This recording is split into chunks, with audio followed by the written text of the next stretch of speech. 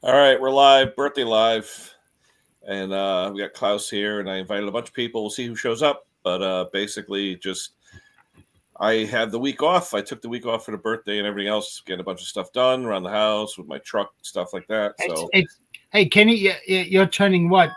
49? What was I it? wish now the big old 6'2", 6'2". 6.2 version 6.2. There you go. But it was funny. My truck. I was at. You guys were on with me this morning. I was at. What is it? O'Reilly's Auto. They just opened one up the street in Monroe here. And the guy saw me. It was funny. I'm outside with my truck, pushing the hazard lights, checking to see, because I had a bulb out. And I wanted to make sure I know which one, all that stuff. So I walk in, and the guy's got the bulbs in his hand. He goes, "Oh, I saw you out there." And I was like, "Oh, kind of cool." A little intuition there. But he thought I needed the rear when technically I just needed the front. So I told him, I said, "I'm just going to get the front amber one for now." But two of those amber bulbs, like $11. I was like, "Oh my God." But anyway, I get home, and on this Dodge, you got two 10mm. You open up the hood, you have two 10mm screws that's fastened the headlight assembly. And underneath the fender well, a plug. You take the plug out, there's a 10mm, it's supposed to be a nut. Well, that nut was rusted solid. My truck's 12 years old. Rusted solid, okay? So what happened was it unscrewed the plastic screw from the headlamp. Instead of it was a stud with the plastic thread on the end into the headlamp. It was so rotted that the whole damn thing came out. Anyway, I was able to get it, but then the rear right light wasn't blinking for the hazards. I'm like, what the hell's going on? It turns out you've seen these newer bulbs. The filament it wraps around. There's like 4 filaments that wrap around the dual bulb. Anyway, the filament was oxidized slightly, so it wasn't making a good connection. So I took my knife and I scraped it a little bit, and I stuck it in. And by scraping it, I reduced the diameter of the wire, so it wasn't making a good contact. Yeah. So I ended up taking my knife and I pried out so the wire was like bowed, and it worked fine. Everything was fine. So you put any dielectric grease on it afterwards? I should have, but I didn't. No, I was in a rush. Yeah. Everyone's saying, "Hey, hello, everyone. Thank you to everybody." Yeah, I figure it's one of those days. Thanks, Randy, Jamie, everybody. I don't know if you guys caught Erica the other day in her 026 video. Thanks, Mick. Gary, everybody, thanks so much. Anyway, they were talking about the annular buffers on the steel, the rubber buffers on the AV mounts, and she called it an anal buffer. And I made that mistake one time on my live, okay? But it was funny because when Erica did it, Tyler's there, and he says annular. She goes annular, and he goes, "Well, there is a difference." She goes, same thing. And I was almost tempted to write in, "Hi, honey, let's have blank sex. Fill in the blank." Now which one would you fill in? But I didn't want to embarrass on the channel. But she remembered when I did it on my channel. I was like, "Yeah, I needed an anal buffer," and I'm like, "Excuse me." Yeah. Anyway, so that was funny. Staples. I haven't been to Staples in a while. But anywho, thank you to everyone who's on here. Yeah, just weekday. I took the week off. I did that. I didn't realize, like I said, we make most of our turns to the right. I know I do anyway. And not having that turn signal and front or rear, I didn't really know it because the dashboard still went blink, blink, blink. It wasn't blinking fast like when you blow a bulb. It just wasn't. I think because both bulbs weren't working.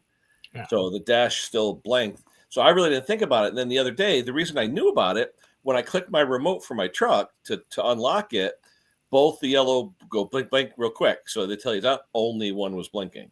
So I knew that something was wrong, but I couldn't believe the price of the bulbs. I mean, I'm used to, years ago, you had 1156 and 1157, the two bulbs. That's all you had.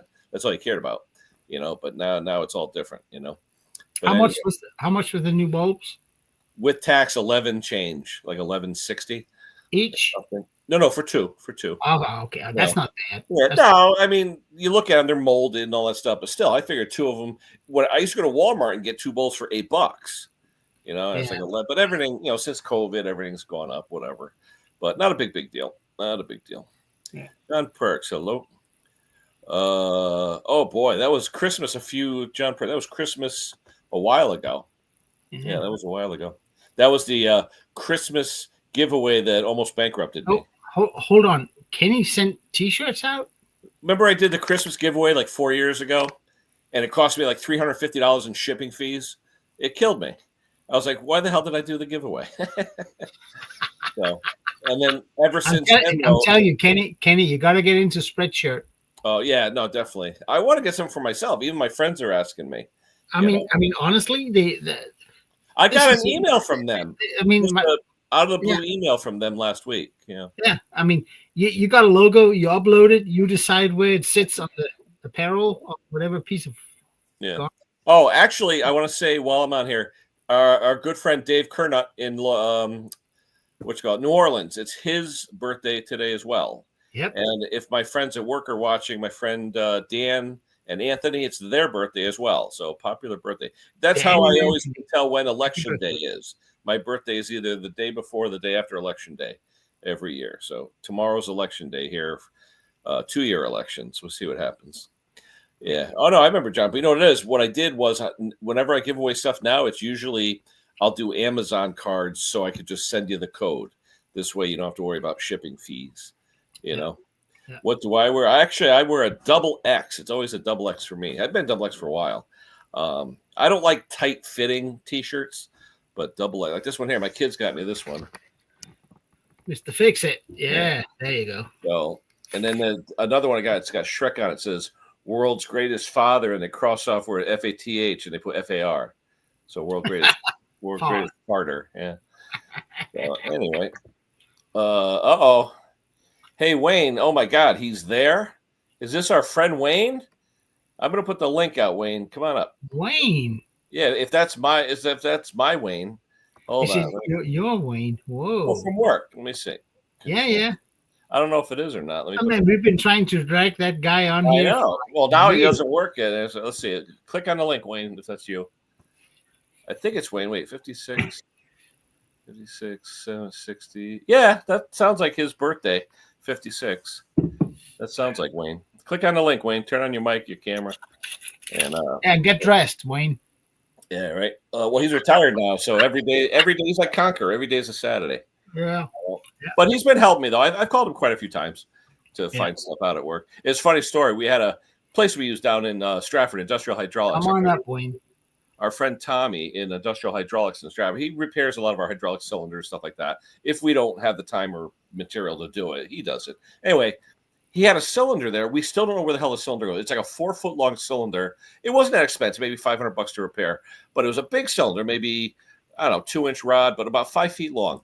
And we picked it up one day with some other stuff, and it's been sitting in my back room for like 2 months, right? Now, someone dropped it off when he was on vacation, but no one ever took notes or anything. So he thought it was ours. So, we picked it up. So I've contacted everybody in our shop. Nobody knows whose cylinder this is. So I got to return it to them. So I don't know. But imagine that you're on vacation. You expect your guys are going to run your shop. You get back. It's like, okay, here's a cylinder. Who's it for? I don't know. Nobody claims it. I mean, it's probably $1,000 cylinder, brand new, but I don't know. I thought it was something for one of our autoclaves or something else, but it wasn't. So I don't know. Oh, anywho, it is you. Click on the link. Come on up. Show everybody who you are. Yeah. You don't work there anymore. What the hell? You can come up. Yeah. And you know what? I'm the only foreigner here. Hey, everybody in the group knows you, Wayne. So yeah. Anywho, but yeah. So I don't know what the hell Hank's doing. I know maybe Dave will come up. Hank was talking yard work, maybe. Yeah, but outside it is like dingy gray, just about ready to rain. Well, we're past the gingerly gray. Now it's raining, and it has been for like 24 hours. Oh, so ask Hank to lay off on the rain, will you?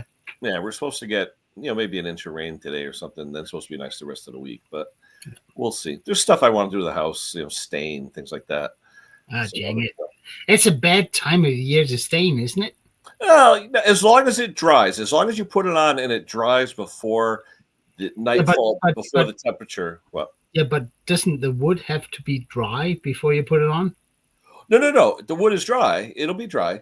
But I'm Okay. saying, the wood's been sitting there for years. But I'm saying by tomorrow morning, the wood will be dry. By 10 in the morning, say the wood will be dry. Okay. And but I'm gonna try something different because some of the wood over time it starts to like get spotty, but like not rot, but just it starts to deteriorate a little bit. The cedar. Mm-hmm. So I'm gonna try like 60 grit on one of my Makita sanders. Just give it a quick, See I if got that. to show you. I got to show you a really good tool for that, Kenny. Hold on. Did you take?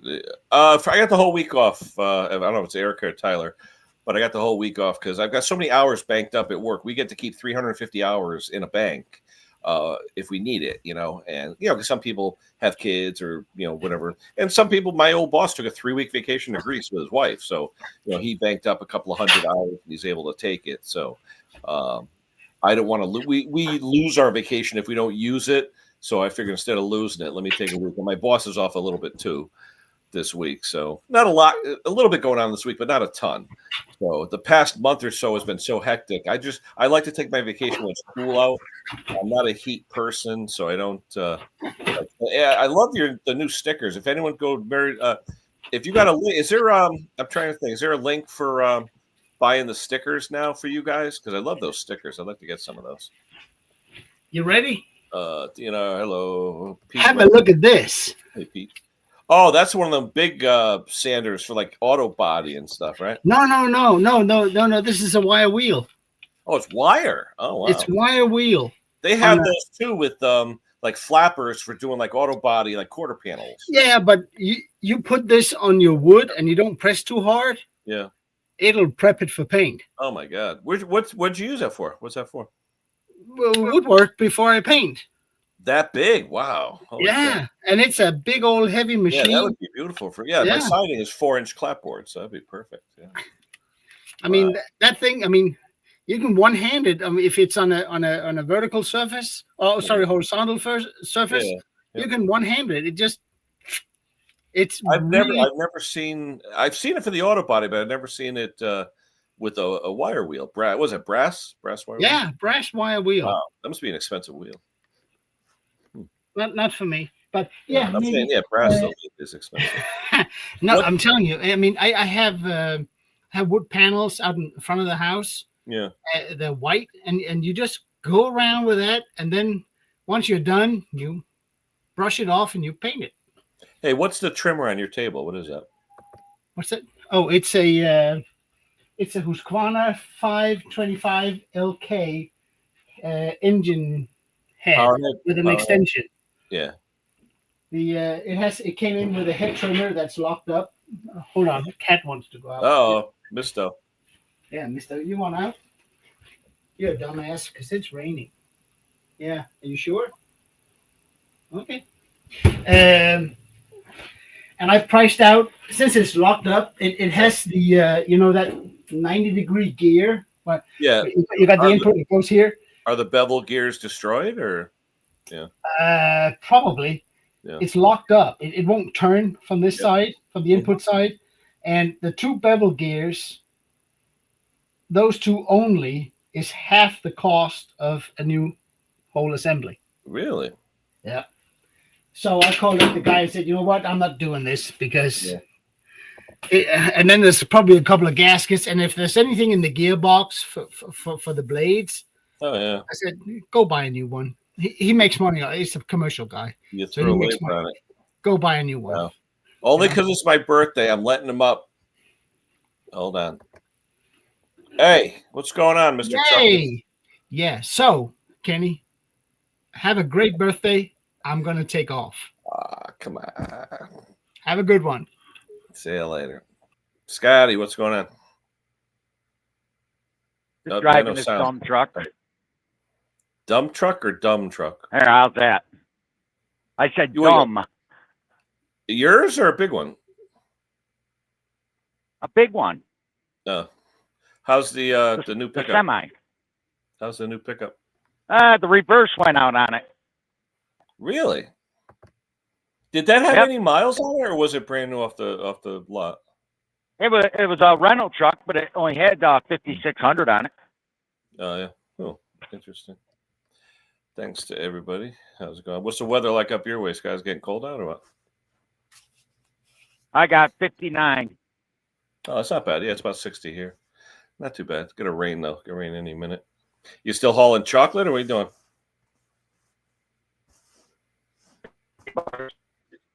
Nope. You're breaking up. I don't know if that's me or you. Probably me. I'm going bad area, but I got candy bars. Yeah. Yeah. Now, is that Yeah. a reefer? A reefer refrigerated? Oh yeah. Yeah. What do you got to keep chocolate at? You got to keep Yep. it like near freezing? No, 55. Oh, okay. That's not bad. Yeah, they don't allow it. It's against the law to go above. It's against the law to go freezing with chocolate. The lowest you can go with chocolate is 50. Oh, well. How much of a drive you got today? How many miles? 480. That's round trip? Yep. Oh, that's not bad. Is this your rig or somebody else's rig? No, it's mine. Yeah. So I just came on. I wanted to ask how you're still fluid filming your truck. I can't. You're breaking up bad, Scott. Say again. Did you fluid? Are you still fluid putting the Oh, fluid yeah, film on yeah. your truck? Probably, yeah, probably in a couple weeks. Yeah. It got expensive though. The fluid film is ridiculous now. No, believe it or not, you buy it. You can buy it at Amazon for $189 for a 5-gallon bucket. Yeah, but a year ago it was $129. Yeah, but it's actually a large 5.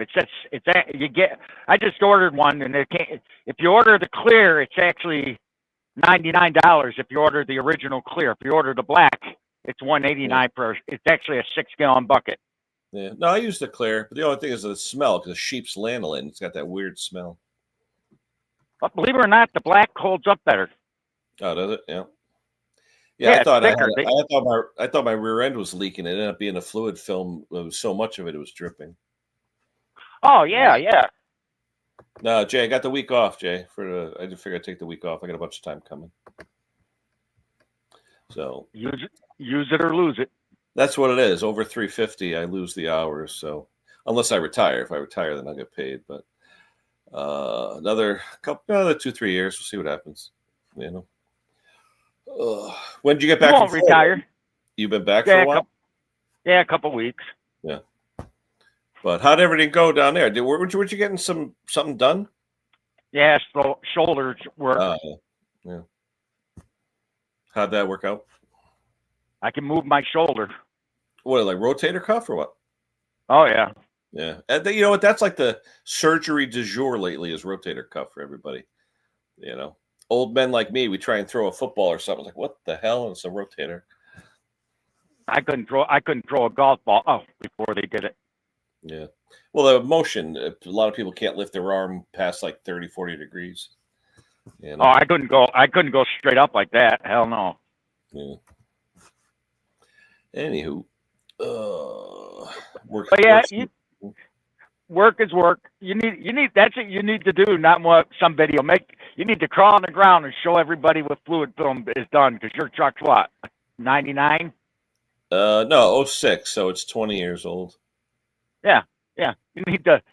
How many 99? I mean 06 Dodge trucks. Oh yeah, especially the wheel wells, the rear wheel wells. That they're usually exactly. Yeah. But anywho, let's see.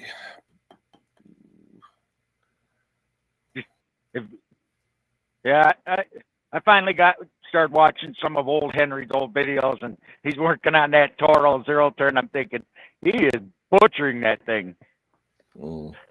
He's starting to clean up though. He had a junk guy take a bunch of shit from his house, bunch of stuff. Oh yeah, well, he's got so much. My God, every time I go up there, it's like he's got 10 times what I got. So, but he's been doing it 40 years.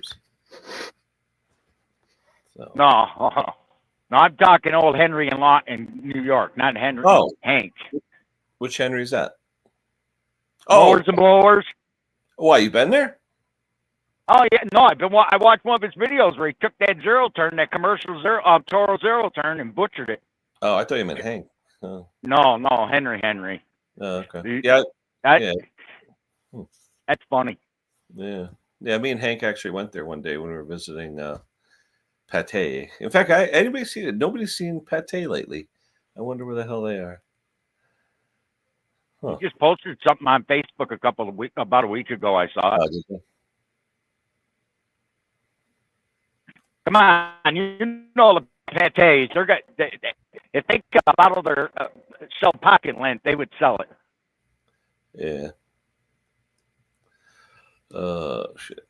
A bunch of people here. Boom. Anywho, let's see. Control C. Control V. Yeah, anyone wants to come up and say So what hi? are you, 61? What was that? What are you, 61 now? 62. I was I wasn't in far the off. hospital. I was still in the hospital when JFK got shot. So I was a preemie. I was like I think it was 2 months preemie. But yeah, anybody want to come up say hi, Randy, or anybody? There's the link. Yeah, you got a bad connection. You're like all wink, wink, wink. But anywho, it's going to be rainy today. Hopefully, the rest of the week will be nice. Get stuff done. Yeah, you got no audio, Scott. You're just like in and out, like wink, wink, wink. But anywho, I emailed a bunch of people. I don't know if anyone wanted to come up, say hi, see what's going on. Like I said, I've got a bunch. Just trying to clean up the shop a little bit, but we'll see. It's going to rain today a little bit. It's supposed to be nice to rest. Oh, there goes Scott. Scott's gone. Anybody else want to come up? Just say hi. Well, right. Actually, I'm on the wireless right now, but my kid's not playing video games. Let's see.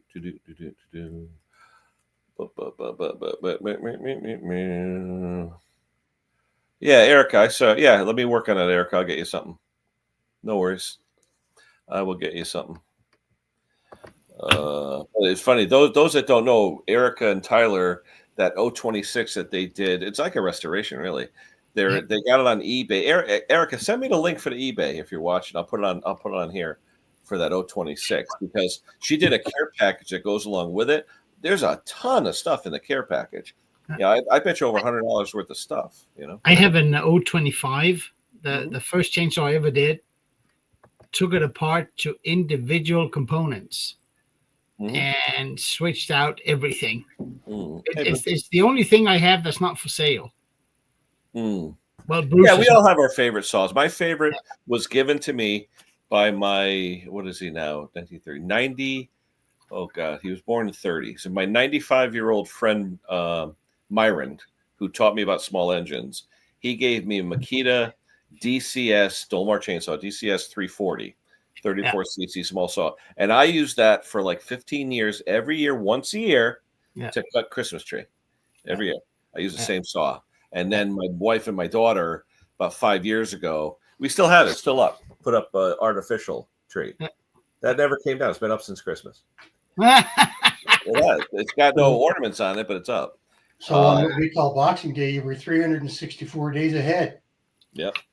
Hey, you're the single dude, right? You got any cool parties going? Well, you had, what's his name over the other day? Steve was over on the last baseball game. I was so pissed they lost. Oh, I was mad. Saturday night? Yeah. Yeah, they shouldn't have lost that. Well, no, I actually think they aren't as polished as the Dodgers. No, Dodger was a better team. I give you that, but they had so many chances with bases loaded, and I know that little guy Kirk. God, I thought he was going to do it. So my hair. No. What's left of it? So I just took the empty cans in, 10 cents a piece. Went for lunch. Bought a box of beer, bought some groceries so my wife doesn't get scurvy when she gets home tomorrow. Hey, Brucey, quick question. What is $773 Canadian? Pardon me? How much is $773 Canadian? Okay, I'll get that for you. $773 US? Yeah. No, yeah, what's it in US? Yeah. Divide by 0.71. No, that's $1,088. Wow. Because I'll show you Erica's eBay chainsaw that they did is up to $773 Canadian. Oh, that's Canadian. You want to know what that is in US? Yeah, I thought it's like $1,000. Oh, I thought you were going the other way. Okay. Divided by 0.7 is what, $1,000? Yeah, no, it's going to be less. It's going to be 500 US. Oh. Right? 773 times 0.73, 0.71. Oh, so 500. Yeah. Okay. 548 bones. Yeah. So, but anyway, those interested in Erica and Tyler's Married with Small Engines chainsaw, you get a pretty generous care package with it, probably over $100 worth of stuff. So you got a beautiful brand new running saw, bar, chain, all that stuff, and a bunch of stuff. So check them out. Go on eBay and check out their channel. And the nice thing is, with steel, you can get parts. Oh, definitely. Yep. It's not like Husqvarna discontinue parts after 10, 12 years. No, steel, 20 years. But just be careful when you order anal buffers, though. Yeah, I don't use those. That was funny. Well, whose birthday is it, Ken? What's that? Is it your birthday? Today. 62 today. 62. Yeah. So I got you 7. got a couple of years on me, Bruce. 7. But maybe we'll see 3 years. My buddy Wayne from work that retired, he's on, but he won't come up. We're trying to convince him to come up. Oh yeah, he's got nothing to lose. I know, he's home. He's got no worries. There's the link. Oh, where's the link? There's the link. And I know what's his name. Wayne, come on up. We don't bite. Yeah, much. everyone always wondered what he looks like. Was it He's like no, what is it? Who's the guy in Home Improvement? Wilson. Where you just see you can do behind the fence. It's no problem. Wilson, there you go. But anyway. I'll tell you one thing though, I'm gonna go back to that O'Reilly store. That kid was really nice. Brucey, I go to O'Reilly and I'm walking outside looking at I needed light bulbs for the truck, and the kid's looking out the window. He saw me. I walk inside, he already had them pulled out. No. Yeah, but he thought I needed all the bulb. I only needed the front amber ones, but nice guy. He was really nice. And they had a brake clean on sale, 2 for $10. So that wasn't too bad.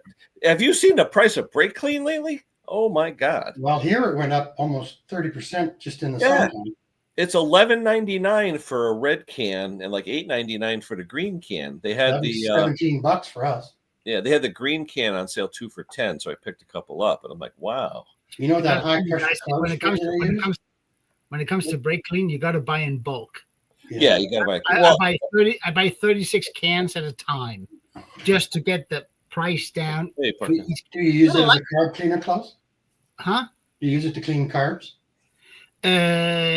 Yes. I also use carb clean, but depending on how much rubber is in the vicinity, I may use brake clean. It's a little safer on it, but it will expand it a little bit, but not like the worst.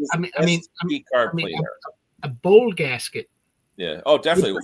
Yep. You'll never get it on. It won't fit afterwards. Yep. But sometimes, if you have a chainsaw carb that's leaking a little bit, give it a shot of carb clean and put it together, because then the seal swells. Oh, and you gotta do it fast though. You gotta do it fast. Yeah, but don't get on the needle though. Hey, I've never used WD-40 to degrease anything. No, Stella uses it for that. WD-40 is it's not a degreaser. I mean, it's not a lubricant either. It's just a miracle mucilage. Yeah, it's a penetrant. Yeah. And a cleaner. So if you got a really yucky, nucky part, you put WD-40. We used to use it to wash at the drag strip, wash the rubber off the rear quarter panels after we did a burnout. Yeah. You can do that. It won't harm paint. Yeah. So I got to go mow leaves at 1. I'm on a schedule today. Oh, warm enough over there? We are going to 10 degrees Celsius, which is 50. Is it dry though? Dry enough for leaves, or what? We haven't had a drop of rain. We had a little tiny drops a couple days ago. We haven't had any measurable rain since August. Oh, wow. But where you live, Bruce, you get your rain in solids, right? Yeah.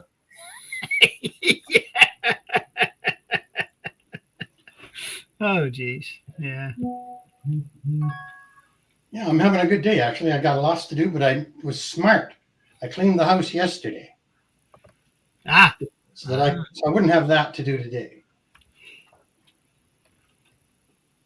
and it wasn't that bad. You know, all you got to do is do what's in front of you. If you're, you know, if you're living alone or your wife's gone or whatever, just do what's in front of you. Oh, this bag has to be put away. This, you know, you just get through the day. Bruce, it's like Evening, your gentlemen. Hey, it's like your workbench, Bruce. You clean up after each job and then you start over. The same thing. Hey, for those of you in Canada who are interested in that chainsaw, I put the link out there for Erica and Tyler's saw. You get a lot of extra parts with it. Good brand new chain sharpener. I mean, sharpener system, and that's the one she had laid out on the bench. Eh? Yeah. Oh, yeah. Tons of stuff in the care package. So if you're interested, there's the eBay link. Those in Canada, it's up to 773 Canadian dollars. US. So yeah. I missed that. Is that like on a bidding, like an auction? Yeah, eBay. It's eBay. Yeah. eBay. Okay. Yeah. Yeah. So right now, like I said, she does a lot. Most of her videos are the chainsaw rebuilds. And I said to her one day, what do you do with them? And she says, oh, we got an eBay store, or whatever. Oh, okay. So, and the thing is, you get a little bit of notoriety with the channel, so it's kind of cool. So anyway, Park Nest, how you been? I haven't talked to you in a long time. Yeah, good. I'm good. Yeah, been a while. Yep. You still working on cars, or are we doing? Yep. Camping? Yep. Any camping? Right. I've got rid of the touring caravan or camping trailers, as you would call them. Yeah. Caravan. I've got what's called like a static. Oh, okay. Caravan, a bit like a trailer, really. Nice. Cool. So raining in your area, UK, or what? Yeah, it has been, yeah. Yeah, it's raining at the moment. It's supposed to be snow, but not here. Yeah, well, that's cool. Far too warm for snow. It's about 15 degrees Celsius, which is whatever Fahrenheit. 60 degrees Fahrenheit. That's what it is here. Yeah, we're about 60 right now. So. Yeah, so far too warm for snow. Yeah. Park Nest was one of the original guys I used to talk to years and years ago when I started this stuff. 1,000 years ago. Oh yeah. Oh, I tell you though, it seems we've gone, full circle with this YouTube stuff. You know what I mean? Yeah. Started with little repairs. How many years for you, Bruce? 13. 13. Yeah. Yeah, I think I got like 17. I've been doing YouTube for 10 years, making videos, Mm-hmm. and I actually signed up to YouTube in 2006, just before Google took over. When did Google actually buy YouTube? 2006. Oh, I didn't know that. Yep. Because I joined just before they took over. I bought YouTube. Brucey, Erica wants to know when you're going down. You going after the holiday, or when you going? To Mexico? Yeah. Oh, my wife is coming home tomorrow from Mexico. But you're going when? After the holiday this year? Yeah, January the 5th. Oh, okay. You like a duck. Going how's south. How's the Canadian dollar been down there, Bruce? Pardon me, sir? How's phone's ringing. I'll be right back. How's the Canadian dollar been down there? The trade. Yeah, we don't. It's about the same. It's about 14 pesos to the dollar. Okay. It's been like that for 2 or 3 years now. It's nice and stable. That's great. Yeah, somebody I know was asking me about you in the Mexico thing. Where you are, what's the biggest area around you if someone's not familiar with Mexico? Like Puerto Vallarta is about 20 minutes away. What is it? Puerto Vallarta. Okay, that's where all the cruise ships go. Yeah. But let me ask you though, your area, because everyone, whenever you say Mexico, hijack and tour and this, where you are, is it a gated place or what is it? It's kind of gated. It's about 3 communities off the highway, and you have to go through a thing with arms, but it's pretty informal, right? Yeah. If you wanted to get through, you'd get through. Yeah, because you hear about that, and I hear it's pretty reasonable to vacate down there, but people not anymore. Really? The last 3 years, it's right up there with any of the other that area, any of the other major tourist areas. How old is your complex where you are? The complex we're in is 25 years old. Okay. Nice. Hey, Thomas, how you doing? But it's very Mexican. It doesn't look like a towering tower of glass. It's made out of brick. And it's quite quaint. Now you're right on the water, or? Yeah. Yeah. The price doubles when you cross the road towards the sea. But how many years on that, Bruce? 25 or? New logo as well. 13 years of renting condos. That's when I retired. Well, when I retired, I was a handyman for 2 or 3 years, and then after that, it's been 13 years of going to Mexico for extended periods, not just 2 weeks. Right. Where's the logo, Park Nest? What do you got? Hang on, I'm just there we go. That's my new logo. Oh, that's nice. Who made? What is it? Like a box, like a cube? Yeah, it's just something I knocked up with the help of a bit of AI. Interesting. AI generated. Do you have any merchandise with that stuff, or what? I do. I've got. Funny enough, I've started a new merch store. What's it called? Fourth Wall, because I was using Teespring before. Yeah, Teespring. I don't know. It's sort of gone out of favor. I know. What's the one you're talking about, Klaus? It's called Fourth Wall. Yeah. It's well, you guys, I have a lot of work a website that does merch. That beer looks good. It is local brew. Local brew. Happy birthday, kid. All right, Bruce. Thanks, sir. It was great to stop in and see you guys. Oh, yeah. And Park Nest, everybody, bye. It's fun. 9 o'clock, right, Klaus? Your time, 9? Yep, 9 o'clock on the dot. Oh, man. How's business been with the repairs? You keep them busy or what? Me? Yeah. No, it has slowed down. Crazy. I mean, I'm actually expecting the service part for people that are thinking that once they've done their last cut of the year, they'll bring machines in, and I'll have 8-10 machines in on that account. But is that common to do it at the end of the season versus before the season? I have been educating my customers. Yeah.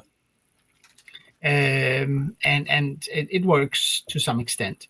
I mean, I agree with getting the old oil out with the acidity and all that stuff.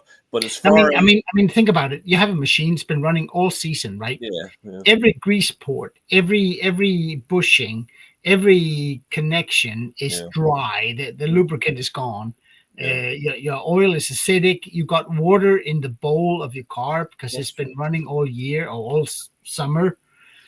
Get that out, get it lubricated, get the oil changed, and store it dry, and it'll be good to go in spring. Yeah. Because I've had the last 2 or 3 years, I've had a line. You know, people would call, "Can I have my mower serviced?" Yeah, in a week or 2 weeks or maybe 3 weeks. Yeah. And they remember that. And so if you want to avoid that, bring it in after you've done your last cut. Mm-hmm. And some of them take me up on that. And so I expect about, 10, 12, 15 machines, something like that. It's going to come in here once the temperature drops. But other than that, it's going to be slow moving until March. Not much happening. I don't know why, but I don't know if you guys can relate, but I've seen a lot less chainsaws in over the last 2 or 3 years than I normally do. Mm-hmm. I don't know if people have gone electric or something else. I don't know. I've got one customer I'm texting now. He had the camshaft go bad, the ACR. The second after I put a new deck belt on, and I didn't really want to do it at the time. It's been a few weeks or whatever, but I just texted him to see if he ever got rid of the tractor, because that'd be a decent winter project. Put the cam in. Yeah, but I mean, you should have gotten that one because an ACR. That's what, 3 hours, 4 hours. Between taking the engine out, putting it back in. Yeah, it's not bad. It's probably a $300 job. If the engine bolts to the frame don't break, it's a 2-3 hour job, and it's a good. You know how you get the funk though, Klaus? You don't want to fix anything. You know what I mean? That's the way I was. I really didn't want to fix anything. Yeah. He has. I still watch Jim's generator videos. Let's see. What's that, Park Nest? I still watch Jim's generator videos. Yeah. And you know what? I don't know what he does, but he's breaking the rules of YouTube. He's making 2-hour videos, and people are watching him like crazy. They can be popular. There's a car channel like that. He has like videos in excess of an hour long, and he's doing all right. Channel called Tasty Classics. Yeah. Oh, Erica, I'm so sorry working on a Ryobi I hate chainsaw. Ryobi I would chainsaws. much rather have Yeah, my what's he both always my doing on fingers. his channel? Tasty Classics. Yeah. Oh, here we go. Erica, I feel sorry for you. First of all, you chained him up, and second, you get to work on a Ryobi chainsaw. I would rather have both fingers pinched in the vise than working on a Ryobi. Hey, Sorry. what he's saying about that's a good price for recyclers though, $40 for Jay. Because you could sell recyclers all day for $1.50 if they're in decent shape. That's real cheap. Are they the Toro engine, or which engine is it? The 190? Because the ones with the Tecumseh engine, not as good.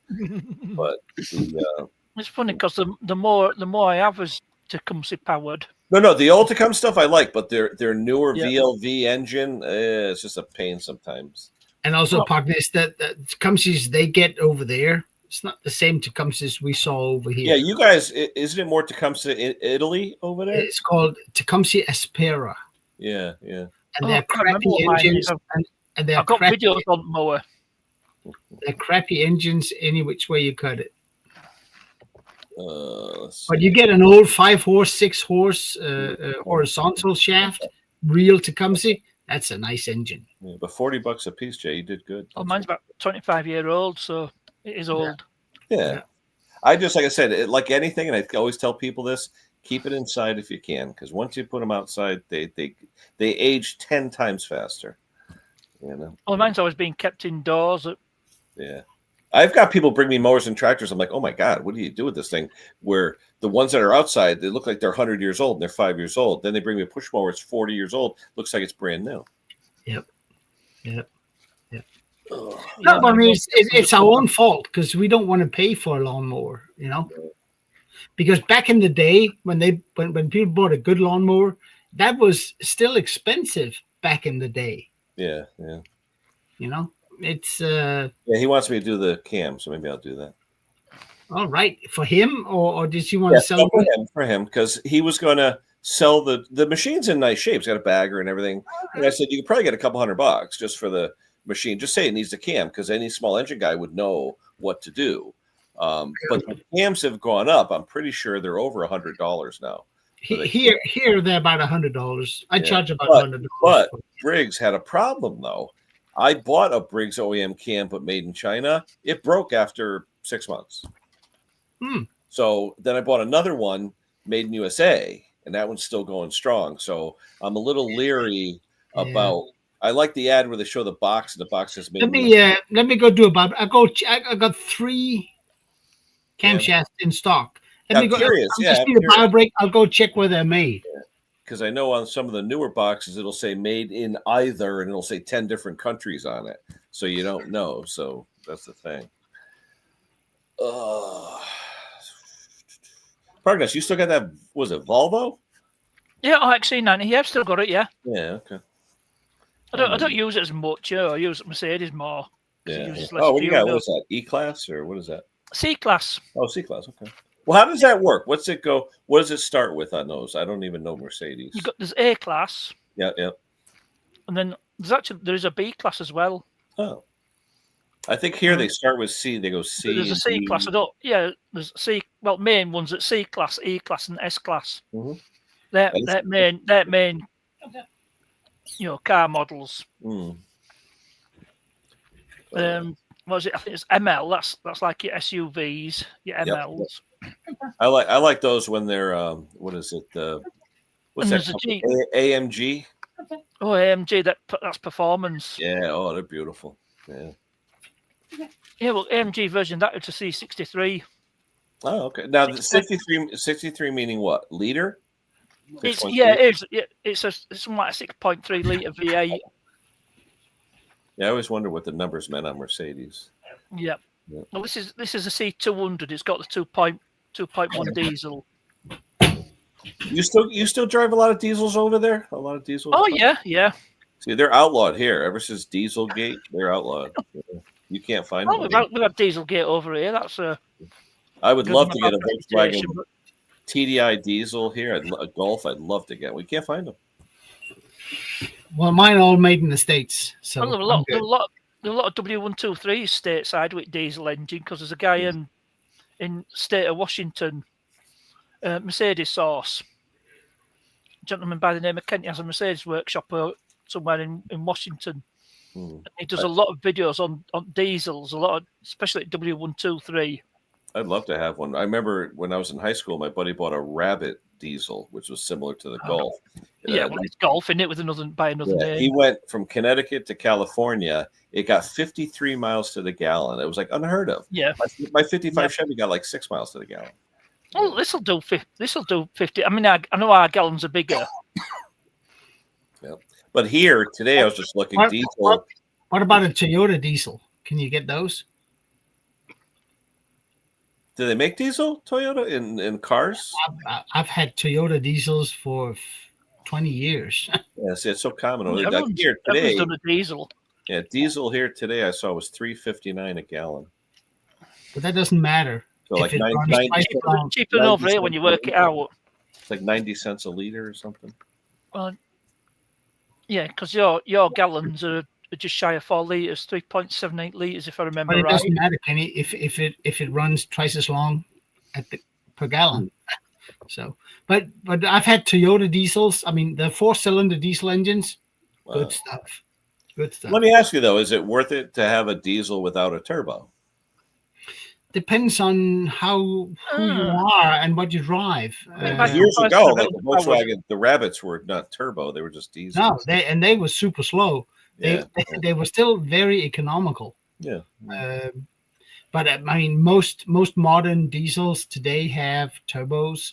Yep. The Volkswagens, I think, are a little more high-strung compared to Toyota diesels.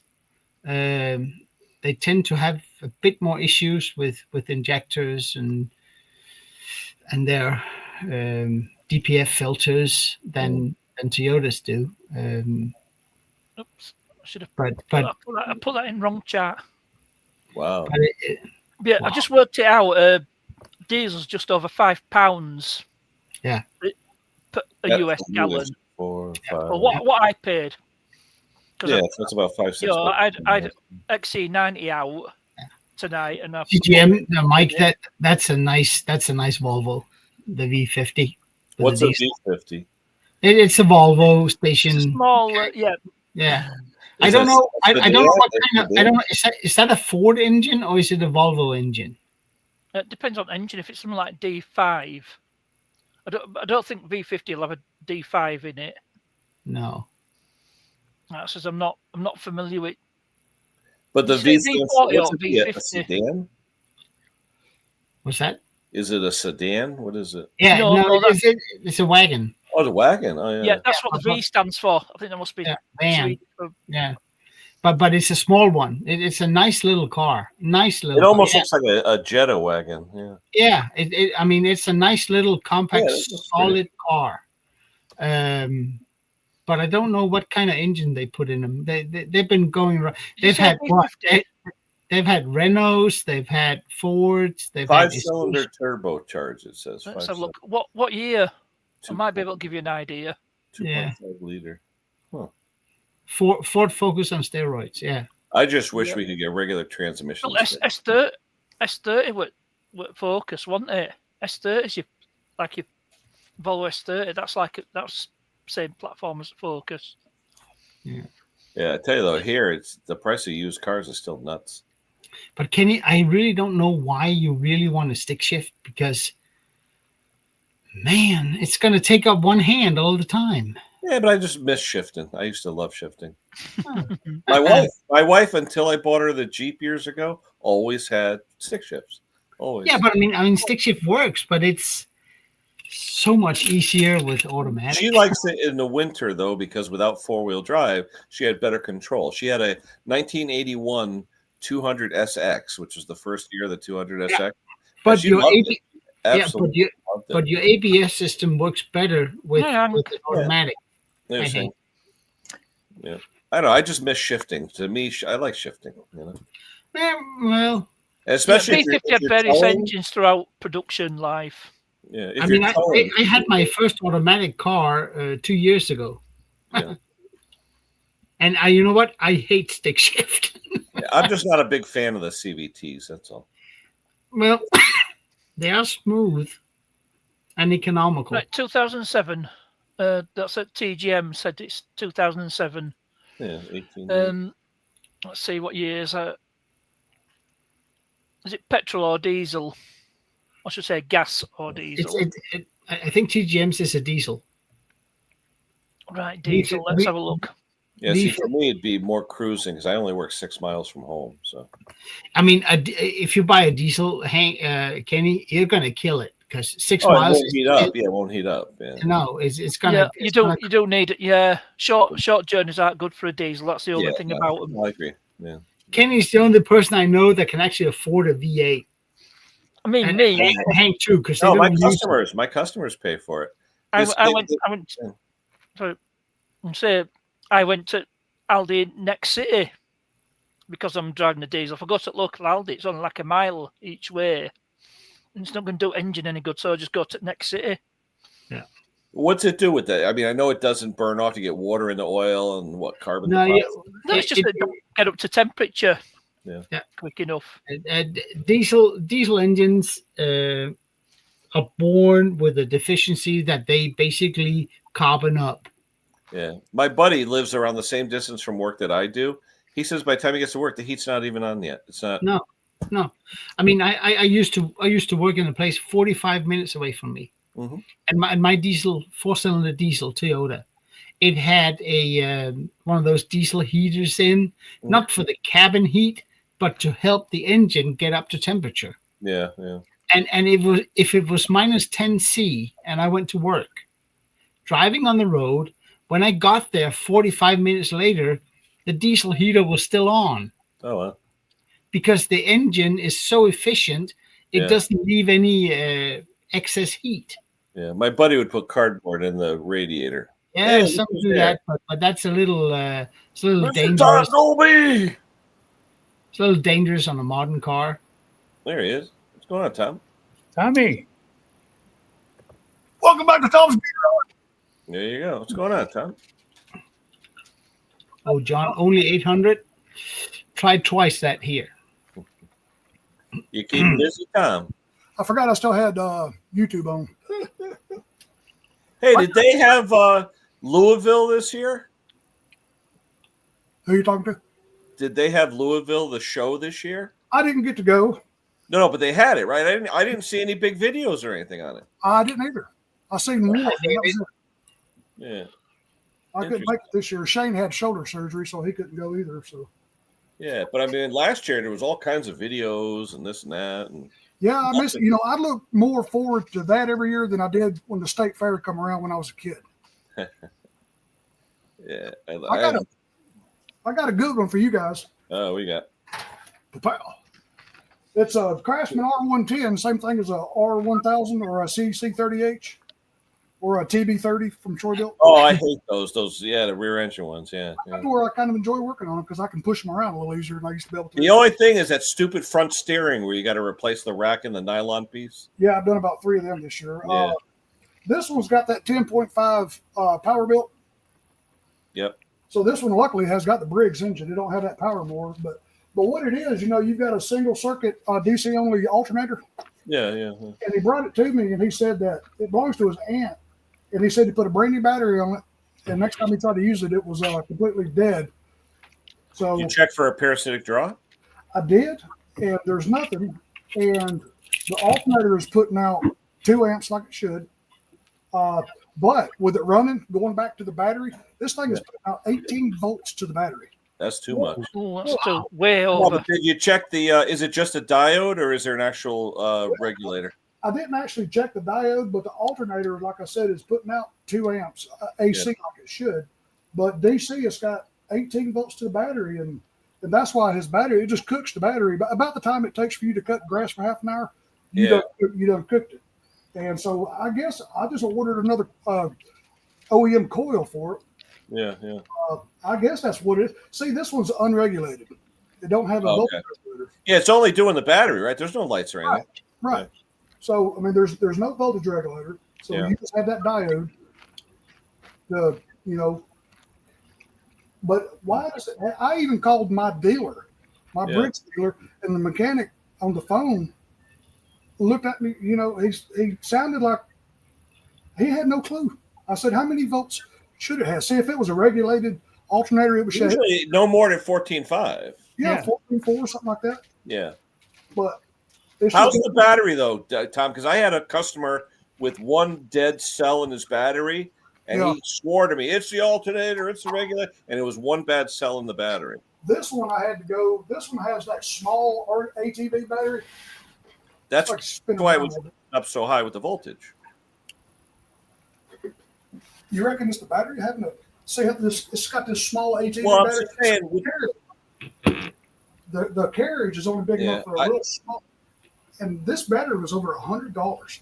but I would put another battery on it, Tom, and see if it's still spitting out the same charge voltage. Yeah, it's a brand new Because the battery. battery has something to do with how much charge voltage. It's a brand new battery. It's brand new. Yeah. I'd say there's something But I would wrong swap with it out with the a no alternator. good one that you have. Just remember what new means. Never ever worked. So Oh yeah. Oh yeah, that's true. Yeah, but this one, Yeah. you know, you just got that one red wire coming out from the alternator. But let me ask you though, Tom, when you have it idling, what's the battery going to the battery voltage out of the alternator? It's a lot Idling. lower, but it's still over 13 at idle. But at Yeah. 3600 at operating RPM, it's 18 volts. And I even But asked the only time I've seen it raise that high is if you have a bad cell and it's trying to overcompensate. but I've been letting it sit here. I haven't been running it. I may run it at 5 seconds at a time just to test Yeah. it. But I got to go pick up that alternator here in the next day or two. I'm going to see maybe if it's just an alternator, but being unregulated, it's just going to give you what it wants. Yeah. I would check the diode too. Make sure the diode's good in the wire. No, I didn't want to poke his wire, but let me do that real quick. You don't have a liquid electrical tape? Do it. I have a can of what's called liquid electrical tape. So when you poke it with the probe, you dab on a little bit of this liquid electrical Oh, yeah. tape. They sell it at Home Depot. Yeah. Oh, really? I didn't know about that. Yeah, that way if you're probing with the thing, you won't oxidize. You just put the liquid tape over real quick. Let me get my tester here. I Yeah, guess that's the last time I had an overcharge. It was the one cell in the battery. I Is forget- that a snapper? It looks like a snapper, 28. Well, no, it's a Craftsman. No, to the right of it. To the right Oh of it. yeah, that's the RER. I got to where I'm working on those again, like I don't like to because. Oh, you know, I love my snapper. I love it. Well, I've had so many joint surgeries, I can't pick them darn. Oh, things. yeah. I hurt my back every time, after spine surgery and hip replacement, and shoulder surgery. Yeah. I just can't do it anymore. Let's see. I guess just a simple continuity test. Well, well, it'll only be good in one direction. It's a diode, but I'm wondering in the good direction what the resistance is on that diode. Well, let's see. You know what? I'm going to call, what's his name? Gary Bernanke real quick. It says it'll show you how to do the proper. So this is going to be Let me see. Maybe Gary can come up. a single circuit. No, it's a tri circuit. This thing. I didn't mean to take over y'all's conversation. No. But I'm going to call Gary because Gary loves that shit. That's what he does. Yeah, I'm trying. I've never the electrical systems have never been my strong point. Okay, let's see. Test the alternator output. I'll tell you what I did. Over the past 2 weeks, both my fluke meters have absolutely quit. So I dug in my sock drawer and I found an old cheap one I had. So Yeah, it says- that's the one that gives you the DC voltage, right? Only. yeah, it Or says is to put the red lead in the 10 amp, and then you can put it over to. Yeah, Gary's going to come on in a second. I got to send him the link. He's the one that can answer your question. Let me grab him. Hold on. I left this in there on that setting, and I tested the battery, and it almost cooked this wire. So Yeah. about ruined that one too. I smelled something burning. I'm like, oh no! And this wire right here was so hot you couldn't. I had to drop it. It's like, wow. That looks like one of those free Home Depot Harbor Freight ones. Hey, look. Yeah. Hey, look. I just looked up my channel to get my link, and look what shows up. I kind of look almost professional, don't I? That's funny. Hold on. Let's see, testing the I alternator. gotta send the link. Hold on. Yeah, test the diode for the DC only alternator. Single circuit DC only. Because I even looked on the all my posters and stuff over there are old. I got them back in '99 when I went to Briggs School, and it don't cover anything later like that. Mhm. This is a 2001. I mean, a 2021.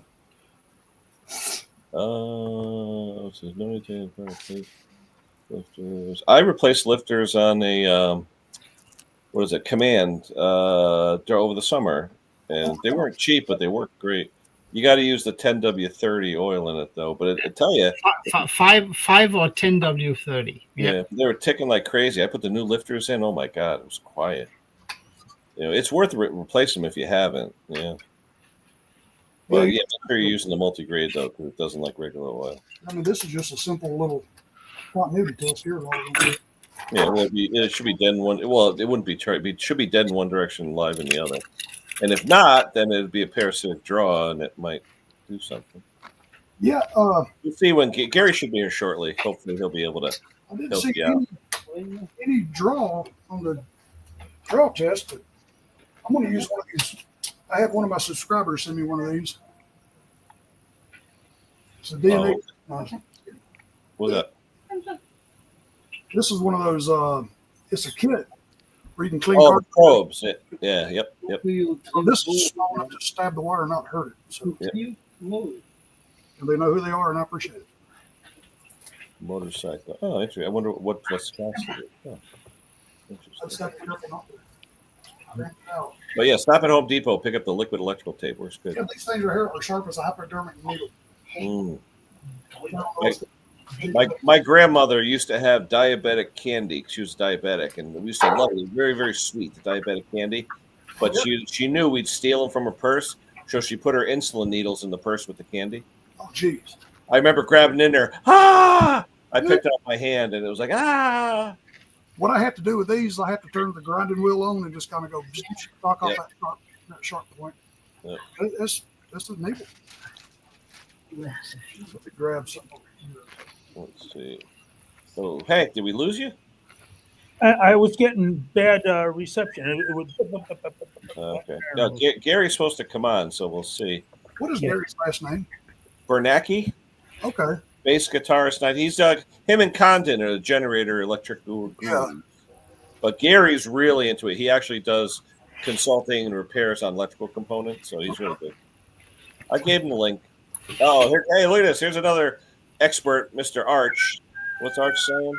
A diode will create a half a volt drop in a relative level diode depending on these. Yeah, that's what I thought. Maybe that's a parasitic or something. Huh. This guy barely. Why is he getting 18-volt charging? That's what I'm saying. The 18 volt doesn't make sense unless you have a bad cell that's trying to drag so much. But usually a 2-amp alternator won't put out that much. Does it have a rectifier or? No, there's nothing. It's on the No, it's just a diode as a rectifier. Just a diode. Probably got It's some. 2-amp unregulated, so it's just a diode. Yeah. You got It's something. Starting. Oh, there he is. I'm gonna do a parasitic draw real quick. All right, Gary's here. Hold on. Oh, there's the link here. Had it It's been only a at the 2-amp, top? 2-amp alternator, Arch. 2-amp. But I figured Gary might be able to answer the question. Gary. There he is. Gary! Hey, what's up? So he's got a 2-amp alternator, and it's at 36 at regular idle. It's pumping out 13 volts or whatever, but at 3600, it's pumping out 18 and change. Okay. An unregulated 2-amp alternator. What would cause it to pump out so much voltage? Speed. It's not if there's no regulator to control the field. Is this a brushless alternator? It's a regular 2-amp, just standard Briggs flywheel alternator. Let me look up the part number. Unregulated, just a diode. Right. Oh, it's just got the one blocking Yeah, just diode. the one. Yeah, that's all. But Yeah, 18 so volt, I've never what's- seen it that high out of those. No. No, but so it's going to be pulsating DC. It's going to be halfway rectified if halfway there's only one diode. Yep. But he's saying that the battery it was going dead. But he said there was no parasitic draw. Well, Could I a think diode cause a parasitic draw? No, unless the diode could be leaky. Yeah. So what? So you get So meaning you get continuity in both directions then if it's leaking? It's possible, but it would be very small. Yeah. I mean, it's the forward. Usually with those, it's like a 1N4007 that's in there. Yeah. So it's got like a 0.5 or a 0.7 dot forward drop voltage. Yeah. So it would be. It's not a big one. 2 amps is not a lot. Tom, what were you going to do? You were going to get another alternator, or what were you going to do? Yeah, I've got one ordered. I'll show you a picture of it. Yeah, to me, I've never seen them go that high unless there was like a dead cell or something. And this thing ain't but like 3 or 4 years old. And Right. I mean, the alternators could only produce so much. So much. As I say, 18 for a 2 amp alternator seems kind of high. Not necessarily, because under load, it's probably going to bring it back down because you're limited by the total amperage of what the alternator can do, and the diode is actually it acts as a current limiter as well. I mean, if you're getting half wave rectification, you're only getting half of the cycle. So it just seems it's an inefficient way to charge a battery. right. Yeah, that one's by design. The half Half-wave. Sine wave, yeah. Yep. Like we call it dummy DC.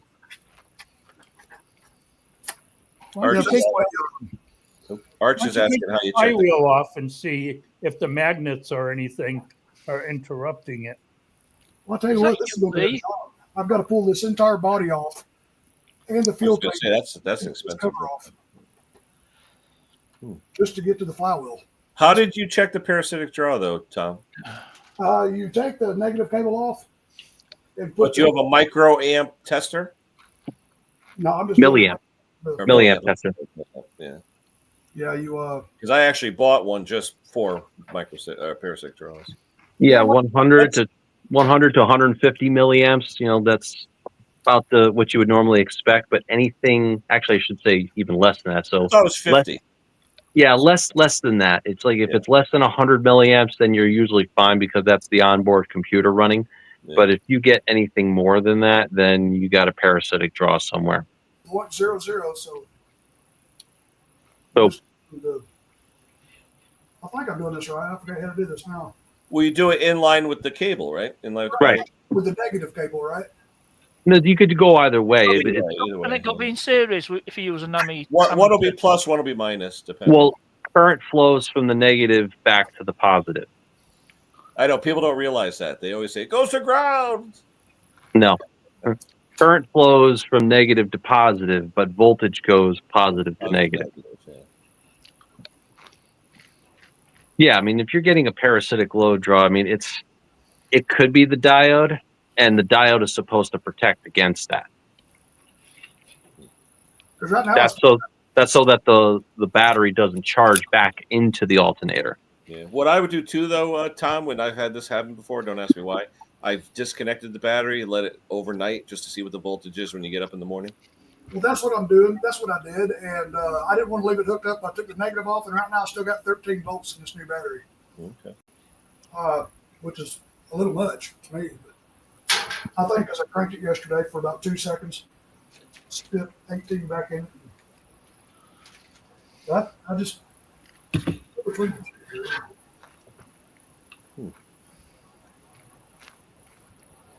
do it. Interesting. Oh, it's raining here. Finally started.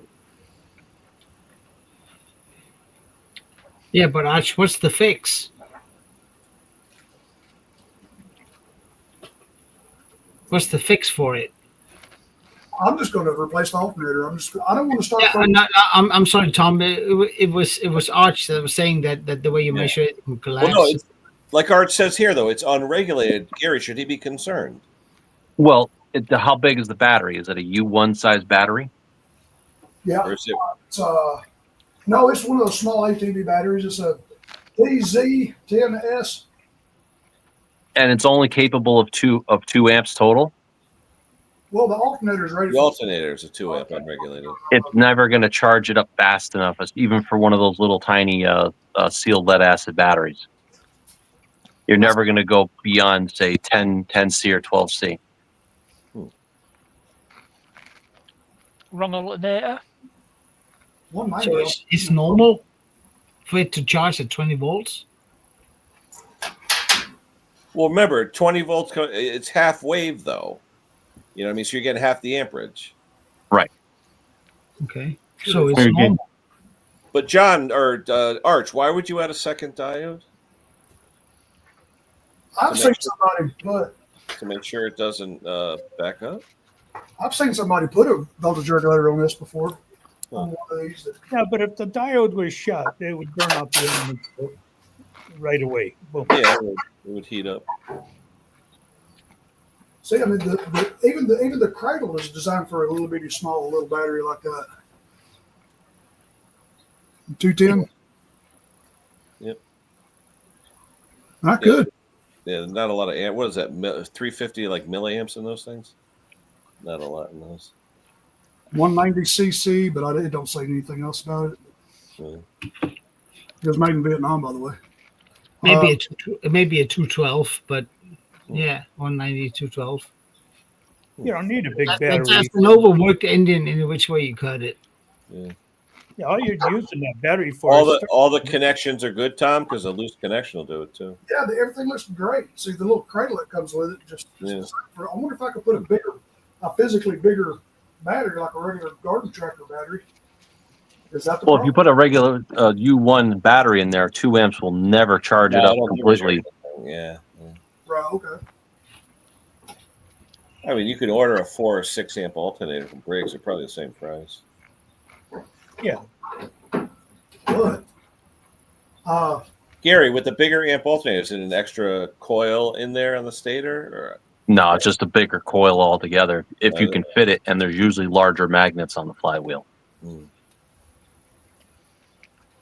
Yeah, and you got more of them.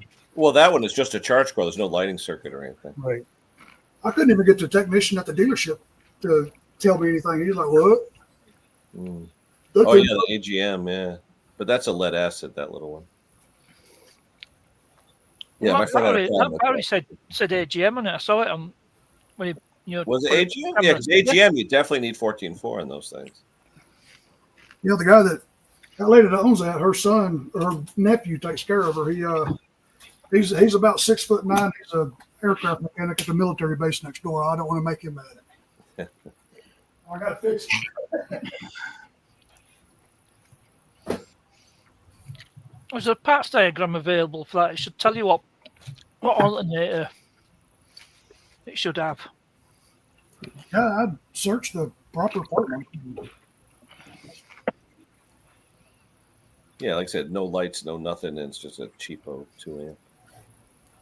And we all got that big chart, right? That big Briggs chart. It's got all the alternators listed. Yeah, I got one over here on the door. Yeah. Yep. I think Hank's got a whole box of alternators, don't you, Hank? Oh, yeah. I do. What size you want? Yeah, that's right, John. That's why I'm just ordering another alternator because I'm thinking had to be what it was. The shop next door had one just like this. I was going to test his, crank his up, test his, but he has a power engine on it. No, it don't have electric. Back here. Hey, Jeff. Oh, by the way, Ken, happy birthday, brother. Oh, thanks. How old are you now, Ken? 62. Official not retirement mine, age. so- It was 20 years ago. Hey, you can get Social Security now. Nope, 65, 67 for that. Really? I was told 62 down here. No, it depends how old you are. Anyone, Well, anyone born 1960 or later, you have to wait till 67. Over here, they want to put retirement age up to 70. So you'll be literally working yourself to death over here. Thank you.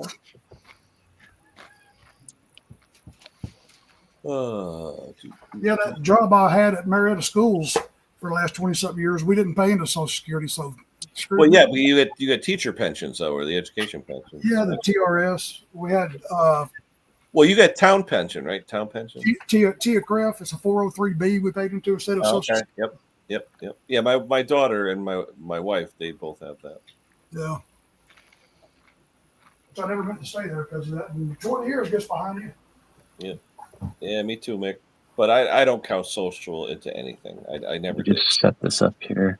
I wouldn't get $500 a month anyway from it. There you go. The battery is made by Lewis Vida. Here, I'm going to switch my sources. Give me a sec. Yep, got the whole week off, Jeff. Gonna relax, get some stuff done. Yeah, Hank, I ended up on that lamp for my truck. The rear lamp was good. It's just that it oxidized a little bit, so it wasn't making a good connection. So I Yeah. took my knife and I scraped off a little of the oxidation. Then it made Yeah. the wire too small; it wouldn't contact. So I ended up taking my knife and I went like that, and I bowed the wire out. Yeah, fine. yeah. Yeah, it was fine.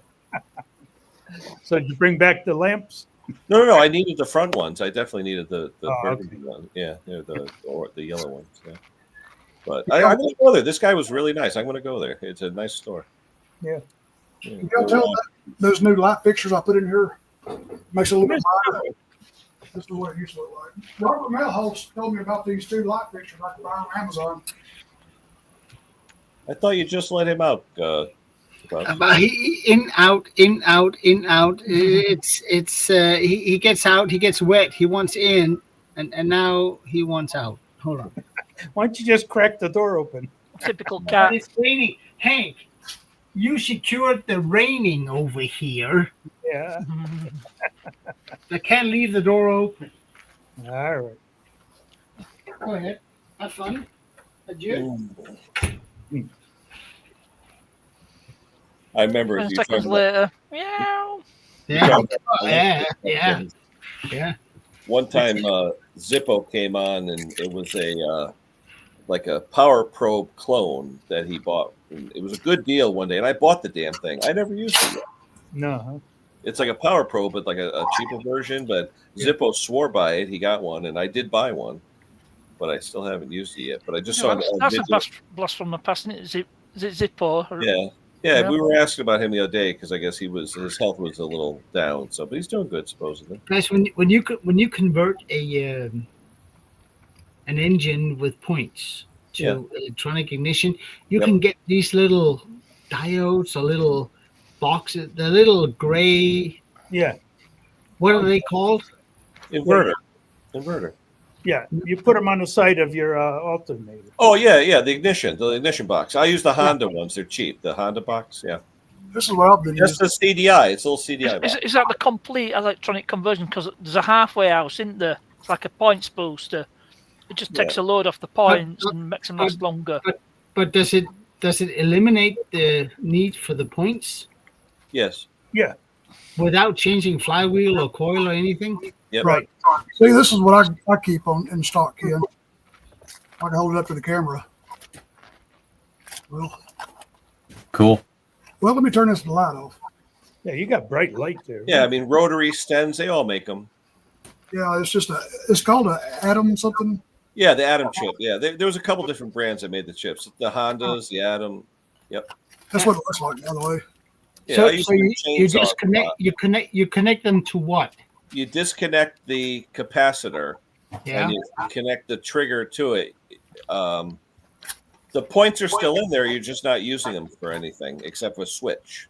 Yeah, but what do you connect the two legs on that little thing on? The one that goes to the coil and the one that went to the condenser. Okay, all right. Yeah, a lot of times you There's gotta. usually good instructions. I'll send you instructions, Klaus. They're pretty easy. Thanks. Sometimes Yeah, it's Nova 2. Yeah, there we go. Craigie said it. Nova was the most popular one. The Nova chip.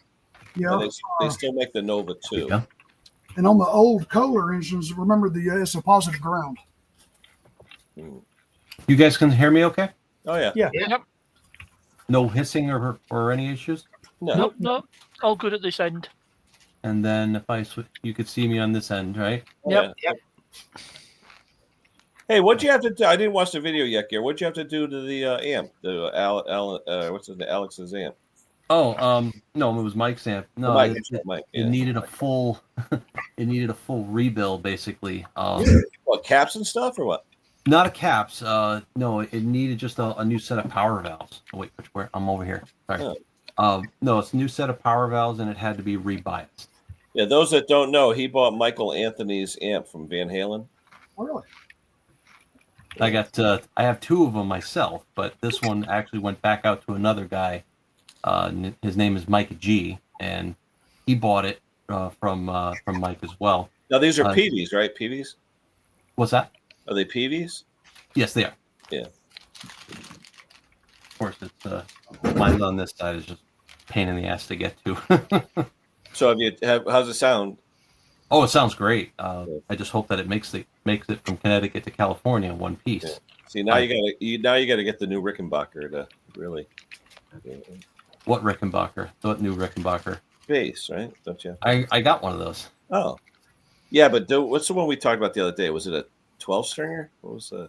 I have a 12-string. Oh, you do? Oh, wow. Not a 12-string Rickenbacker. I have a 12-string Schecter. Okay. I'm gonna check this diode real quick. Let's see if I can find it. I'm gonna replace the alternator anyway, so I ain't gonna worry about stabbing the wire. You gotta do this for work. Hold on.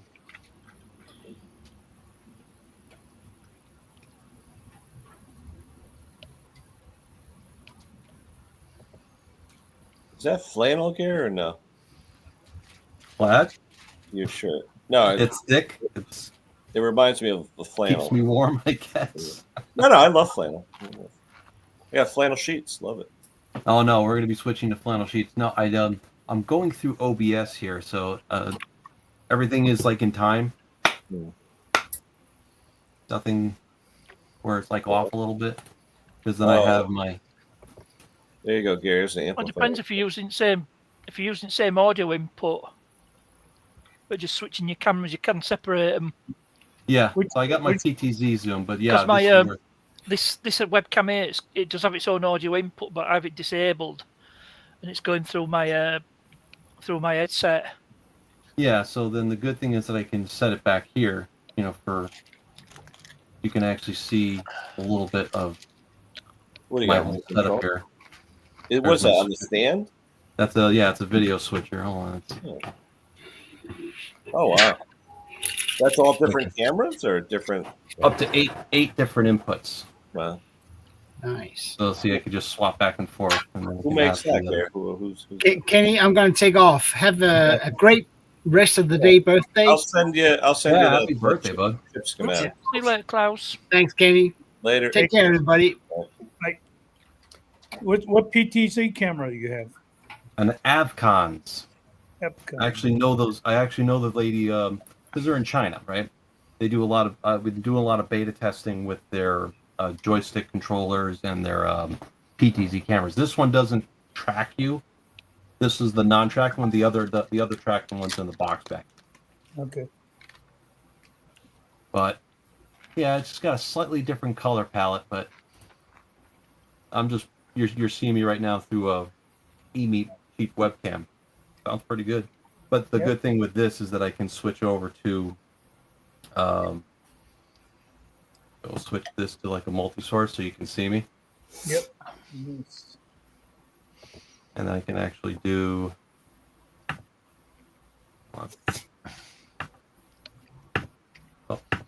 wrong one. There's two of you. There's an NDI. Oh wait, I can't. I don't have the I don't have it hooked up to the internet like that. Never mind. But yeah, that basically gives you an idea. I can play around with them at different angles when I have them all connected. Yeah, there's two of them. I should have you come over and hook up my PTZ. I got a problem, getting the numbers out of the box and Actually, it takes a lot. It takes a lot of like know-how to actually figure out how they're all hooked up. Yeah. Because you really kind of have to be good with the network. But at least now I can. Yeah, I could switch to here, and now you can see me here. Yeah. Huh? They just started selling a tracker, right? That spins 360. All it does, you put your phone on there, and it'll track you. Yeah, and that's what these are. So right now I have. I could go and do this. Yeah, Ken, the diode is good. What's the voltage, forward voltage drop there, Tom? I pierced the wire, tested the connector, and the red light came on, but then I've used this, pierced the wire again, hooked this one to that. And then what I did was touched the other end to the connector. I reversed it, and I didn't get a red light that time. So it's Good. It's got continuity in one direction. So, how do I test the voltage drop? Just unhook the negative and go negative to the terminal with the meter. Yeah, I mean, if you'll make sure your meter is zeroed out, but then you can just do the inline. I think they're usually fused up to 400 milliamps on most. Yeah, I got complete zero when I done that. So Okay, so it shouldn't be more than 400. Don't turn the key or anything like that, otherwise you'll blow the internal fuse. matter of fact, They, take the key out when you do that. I forgot they about usually have two ranges, so go on the milliamp range and see how much you're actually you're drawing there.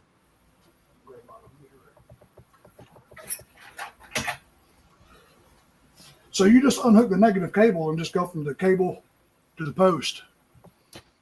And put it Yeah, on. so one side goes to the terminal, the negative side of the battery, and then the other side, the positive of the multimeter, goes to the negative cable that goes to the rest of the wiring harness. And what you can do is, with the key off, you should not see any kind of milliamp draw. Now, when you turn the key to the on position but don't crank it, you should see some of a milliamp drop. It might be beyond 400 because if you're powering any carburetor solenoids or safety switches, things like that. Yeah, this one doesn't have a fuel solenoid or anything. So then you should have almost no draw at all. Yeah, it's zero. It's zero, completely zero. Okay, How old is the battery? brand new. All Just right, then there's- I've run into this problem with parasitic load draws and not charging. It wound up. I checked everything: the alternator, the regulator had all the safety switches, and it was still not charging. Turns out it was the ignition switch. The internal contact had broken, and the charging of the alternator goes through the ignition switch. Yeah, I The actually have a new switch on the shelf. I even swapped the switch, and still. And if the diode's good, and there's the thing, diodes can test good on the meter, but they can fail under any kind of load. So what you're doing, checking with the current draw without the key on, is the best way to see. So everything tests good. I'm just going to replace that alternator when it comes in. Are you sure you even need to go and replace the alternator? Because I mean, if it's do you have a low ohm capability multimeter with the true RMS? What do you got? I went to high school in 1980. No, I'm just kidding. I have no idea what that is. I got this one. The display's going out on this one. My other one quit. Hey Ken, can you make Tom bigger? Yep. Oh, it's a fluke. Oh, so yeah, that's industry standards. It'll be good. I got this one and the old one. My other fluke quit, so I got this one I've been using. Oh no, I have an amp probe. That's the most fancy one. That's that James Condon and I use. But Yeah, I also have a nice Klein meter that I do a lot of HVAC and electrician type stuff. Is that the one with a kind of a claw hook on it? The amp probe is, yes. Yeah. Yeah. Inductive. Yeah. Yeah, I had a buddy that used that in HVAC repair. Yeah, Jay fixes stuff. I've used OBS for years, but it's a bit of a pain in the ass to get configured properly. And then when you add an actual video switcher with a lot of different features, it's a pain. Like right now, the PTZ camera that I'm using is what's called an NDI. So it's actually connected to my network, not directly to the computer or to the switcher. So that's what makes it a little bit of a pain to set up the plugins and get the licenses for it. But when you do, I mean, there's guys, they can get it to work. What's the advantage of OBS though? What's the advantage of it? It's just you have more options. The switcher that I have is meant to be a standalone. Oh, wait a minute. I'm recognizing that type of machine. That's the China one? Yeah, the rear engine rider. Throw that damn thing in the fire. I know. Tell me about it. I can't stand those. I can't stand those machines. Well, the only reason I took it in is because it's got the Briggs power Yeah, bit. I just hate the steering on those. Yeah. I hate the fact that I shoot, if it's not connected tight enough, you lose power. Yeah, and they always wear it out there. Yeah, they got the new piece of nylon that goes in it now. The other one. Yeah. Let me see what this one's got. It's funny though. MTD has still not changed the boxes, so you don't know what you're getting sometimes. In Chinese, when you order, you got to make sure you order the design number 2. Yeah, this was the old style here. Yeah, the L-shaped one. Yeah. Yeah. The new nylon is tight as shit. I mean, you can barely turn the wheel. I could tell this one's 4 years old, and I can tell by the hardware it's already been replaced. Yeah. David, to answer your question, it could do OnVIF, but right now I have it set up for Sony Visca over IP. Yeah, that's David's business. He does a security camera. Yes, so the mainstream is 1080p, 60 frames a second, even though StreamYard can't do it. Ow. That's a big hole in the back of the seat, huh? Wow. But yeah, so if, I'm recording in 1080p, 60 frames a second, but StreamYard can only do 720, 30. Yeah. So what do you think he should do, Pierre, with this? I don't think it's the alternator. If you're getting voltage and current out of the alternator, I think the parasitic load is coming from somewhere else. Well, Because I just can't find a parasitic load. But was it? Yeah, but this with that battery they had to draw. It was doing it with both batteries. doing it with Well, both. but this because one that's was a new a good battery. question. Have you experienced it with this battery? Well, this battery, the battery it came with was not old at all. Yeah, I was just concerned, Gary, with the 18 volt he was getting. You said that's normal. 18 That's volt? normal because that's pulsating DC. It's not regulated. Okay. You're It's probably the getting. amperage you give a shit about, right? Yeah. Well, it's what that's why I asked him about his meter, if it's a true RMS or if it's measuring the peak to peak voltage. That's likely what the meter's measuring is the peak to peak voltage. And if you're using a true RMS under load, you're probably only going to see 12 to 14 volts. It's not, the output of the amperage is simply not high enough to charge it beyond 14 volts. Yeah. I think you're all right, Tom. I think that, I think as long as you're not getting any kind of parasitic low draw with the Don't waste switch your money off, on the alternator. the old batteries could have a shorted cell, and you have an internal That's short what in the happened with battery. me. I had one bad cell. That's what happened with mine. Right. So you could charge it up to like 12.8 volts is resting voltage. You will normally charge at 13.6 to 13.8 or equalization charge at 14.4 volts with nothing beyond that. Yeah. If you start charging the battery and it goes over, say, 15, 16 volts, it's either below 32 degrees Fahrenheit or the internal cells have shorted or they have likely sulfated because of age. You will get a high voltage at the open terminals, but you will not get the amperage. That's because of that increased resistance. Yes, correct. Increase internal resistance. So sulfate crystals on the plate. Yeah. I'm a bit of a battery nerd. I'm sorry. I hear those desulfators work pretty good. Even They though do remove the high. They use high frequency pulses to basically break those crystals loose on the surface. Mhm. They even have additives to help dissolve the crystals back into solution. Huh. They work, but they are not. They're like a gentle desulfation process. They have much more powerful ones, but then you can also wind up destroying the battery in terms of actually having it go into thermal runaway. You don't want that. You ever seen like a cell phone battery it expands with CO2 and goes into thermal runaway? That's exactly what would happen to a lead acid battery, but the vents would it wouldn't explode. It would just vent out all the hydrogen gas. Yeah, because the old battery ain't got no signs of swelling or anything. Shouldn't. Yeah, those are sealed lead acid batteries, so you can put them any which way. Oh, no, this one ain't sealed. Yeah, Randy's got a good thing here. The safety switch is on the seat because a lot of times they're grounding out the coils, Look at that. or the solenoids, or any of the other safety switches. So this again, battery is completely dry. Oh, geez. Well, if it was dry, then it was overcharging. Money. Somebody answer the phone. Money.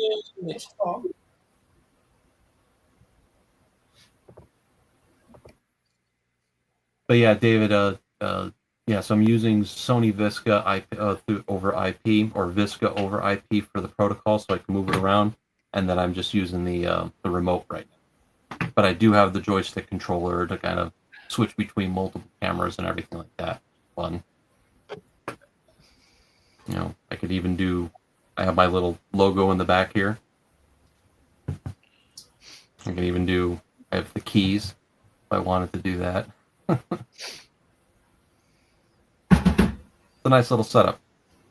Yeah. So Tom, the consensus is leave the new battery. Leave it alone. Yeah, leave the new battery. You know, but just monitor the voltage. You know, if you're seeing a clamp meter is only going to be able to show above a certain amperage draw. That's why you're better off disconnecting disconnecting one of the battery cables and then measuring across with your multimeter. In series. You talking series, for voltage correct. drop? Yeah, for your amps. Yeah, or microamps. Yeah, no, milliamps. See, I keep saying micro. Everybody's Microamps is much when I do smaller. that with Farad, they get all pissed off. Yeah. So it's milliamps, 3 decimal places, and then you have microamps, picoamps. We're talking very small circuitry here. You know, that makes me wonder if that new battery he claims he bought a while back is just completely dry. Wow. Yeah. Maybe it was the battery, like you said. Well, I know you can still buy batteries like that include the acid in a separate plastic container. That's what John Deere used to do. Yeah, I still have one downstairs. So. Yeah, the bigger issue with when it's dry like that, because actually with the type of charging system that he has, it's unregulated, so it's constant current. Those little batteries would actually wind up boiling off faster than a U1 size battery. I'd be curious to see, if, with it running at full speed, what's the amperage draw going back into the battery? Are you going beyond your 2 amps? Yeah. Why don't you do that, Tom? Can you do that? Is it startable, runnable? Yeah. Yeah, hook up the thing in series Because- with the battery cable. See what kind of amp. Put your meter on amps. Using And one see of what's these. actually pulling. Yeah, Need a digital multimeter. but it's nice to have the inductive though with the clamp.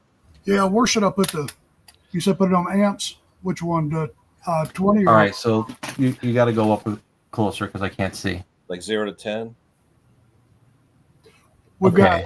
got 10, 200 milliamps, 20 milliamps, 2,000, whatever that's. 10 should be good, right? 10. Well, you want up to 2. Well, now this is in series. You're going to wire this in series, right? Well, Battery cable, tester, battery cable. Do I know? You're No, putting no, the he tester said- between the battery and the cable, correct? Yeah, between the battery and the cable. So you could go up to 2. I'd say go 200 because if it's more than 200, then you got a problem somewhere. So set your range to 200 milliamps.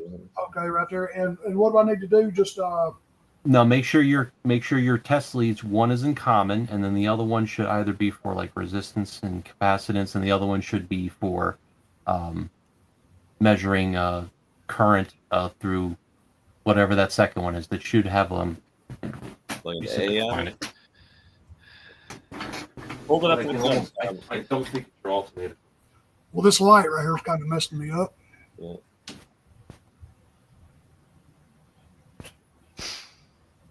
It's not the best camera in the world. What This model is that tester? I can look it up.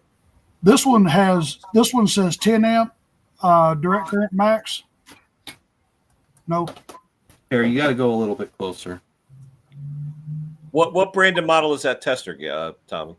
43980. You see what? Here, go to my camera there, Ken. Hold on. Hold on. I gotta make everybody bigger, isn't it? So you want So you want common, Uh-huh. and then you have a milliamp, you have an amp, and then this is for regular testing, volts, temperature, diode test, common. So there's one here where it's fused up to 400 milliamps, and then mine's also fused. You want for the big A, right? The big A. If you want the bigger 10 amp, max, if you have that capability, this is usually for smaller, current draws. I use this for my tube amps because tube amps are usually running low milliamp current. I've got the one where you can plug into the 10 amp fused. No, this one says unfused. Here, Gary, I got a picture of his thing. Hold on. I got a picture of his meter. Hold on. Yeah. Like I said, this is no electrician's meter. Here's his meter, Gary. Yeah. Okay, so yeah, common. Oh. Yeah, set it to the 10 amp max. Yes. So top and bottom. Cool. 10 amp max. Okay. Yeah. You want it top and bottom because it's like you said, it's going to change your range. 200 milliamps. You could leave it on 200 milliamps just for the heck of it. But mine's the MM1000 from Klein. MM1000. Okay. Well, I guess what, just hook the battery up, fire it up, and unhook the negative cable? No. You're just going to check the amperage flow from the positive cable back to the battery through your meter. That's all we're doing. But you're going to have to start it first. And then disconnect the battery cable. Then disconnect the negative? No, the positive. Disconnect the positive. Right? Positive cable, Gary. You're checking amperage, right? Be careful not to short it out. Positive cable, Gary, right? Because you're checking amps? Doesn't matter. Oh, okay. Well, it'll be negative on the meter then, right? Or no? Correct. Yeah. Okay, So either one. the negative cable while it's running. Yeah, disconnect it and then put the meter in series with it. All right, and when I disconnect the negative, put this on the positive terminal and No. You're going to disconnect the negative cable, put one lead on the negative cable, then the other lead of the meter on the battery, negative. And then You're you're putting it in line with the negative cable. But do not try to crank it. Do not crank it.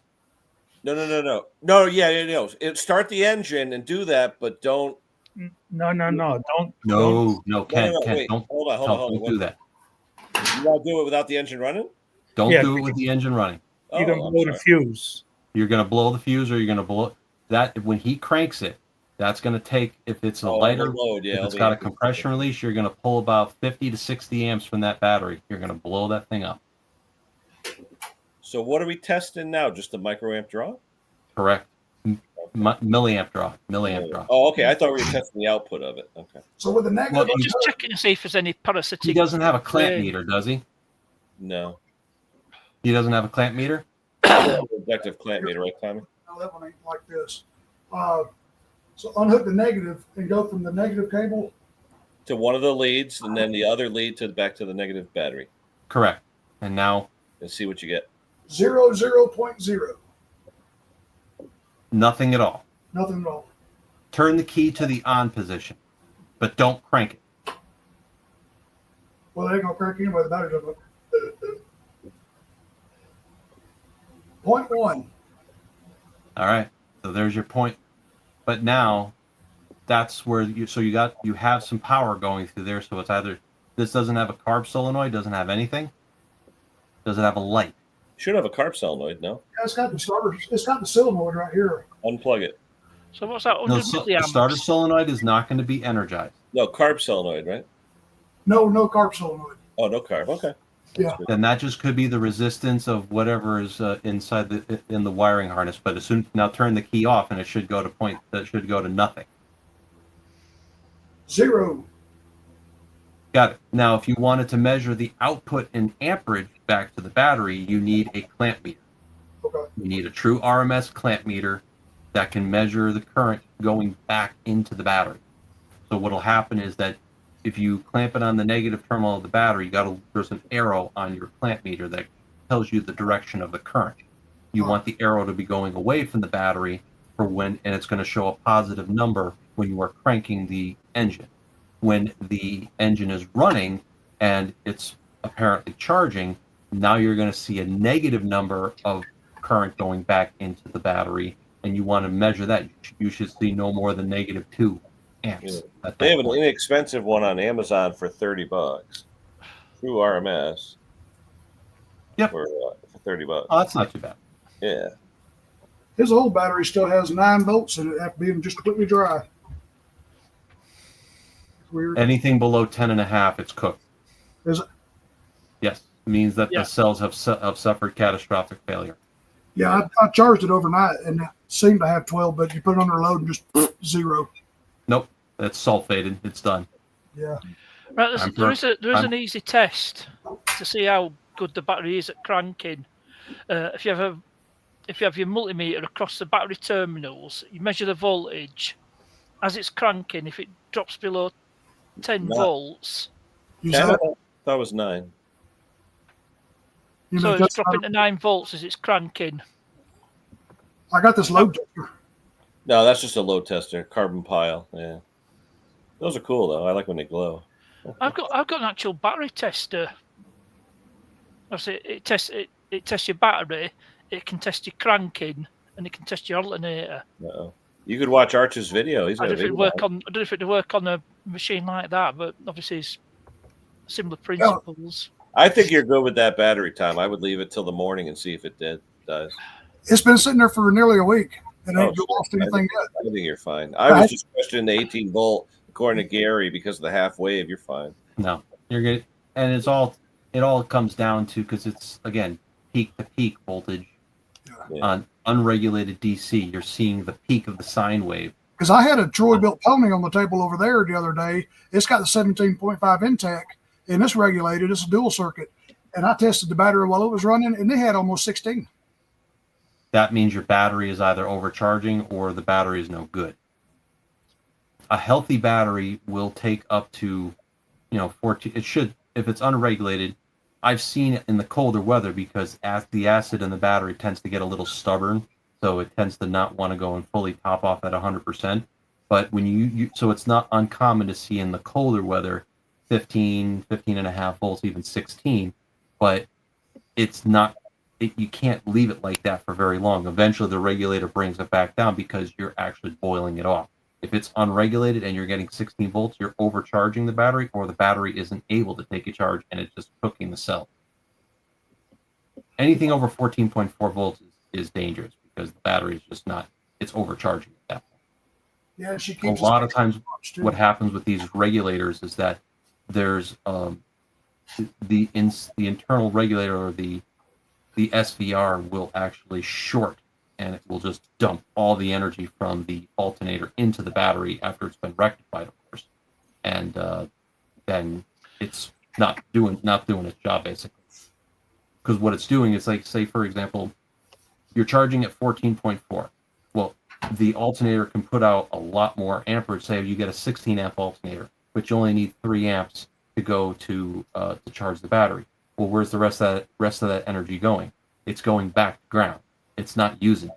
But eventually, the resistance will overcome the need for more amperage, and it can output the whole thing if you want it at that point.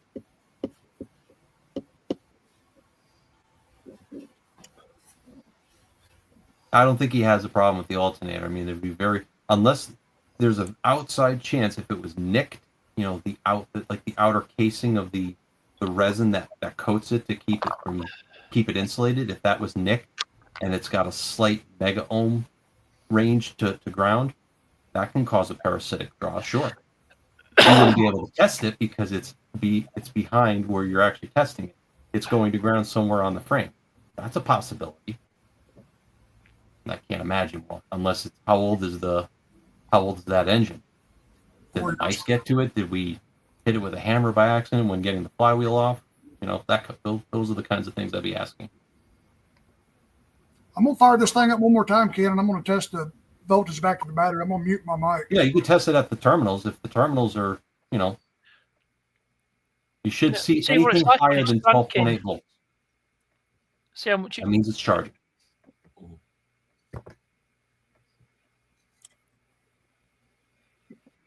Did anybody ever have that starter off of the engine? Maybe they squished the starter wires.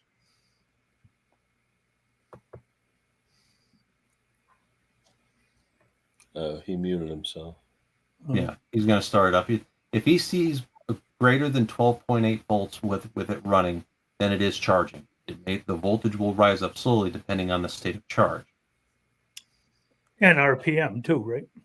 Well, yeah, because if the RPM, say you're going to get, a low RPM, you might get 20 volts, or at full power, at full 3600 RPMs, you probably will get about 28, maybe 30 volts AC behind the diode. The diode's going to rectify half of that, so there's your 18 or so.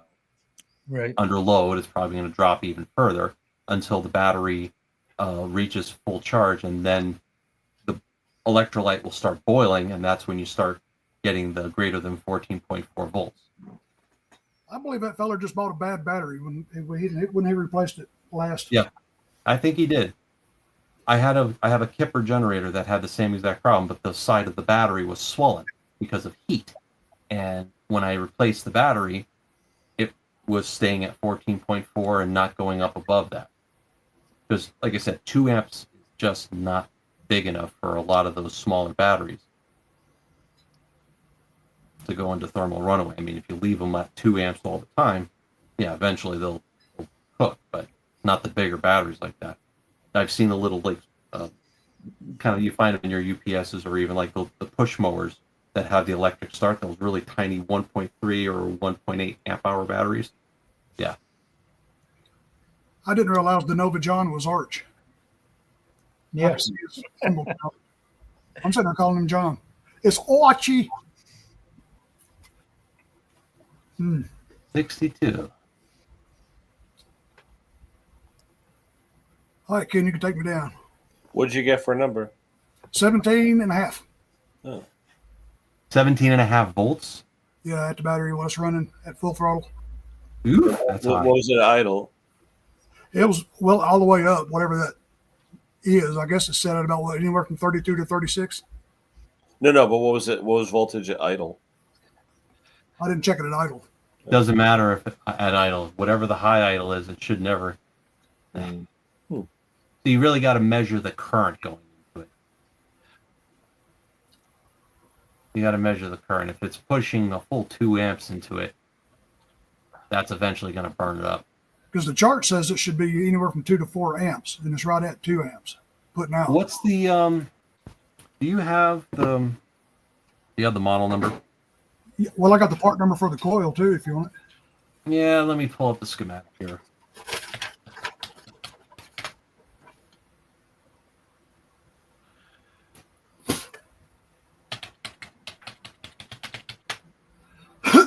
All right, let me have the model number first. The model number for the engine. No, for the machine, because the machine's going to have a schematic. 13 BC 26 JD 093. JP is in Paul. JD is in John Deere. JD. Yeah, Aha. one- It's the R110. Okay. Yeah. All right, and remind me. Okay, so that's the model. There's a couple different ones.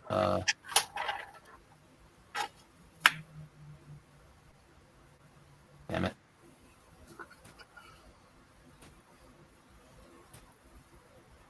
It's the same thing I said when I got to her house to pick up the mower. Well, there's a longer,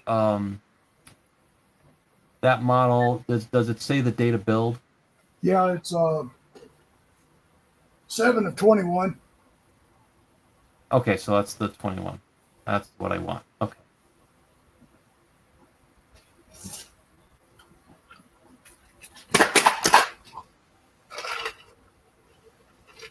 No schematic.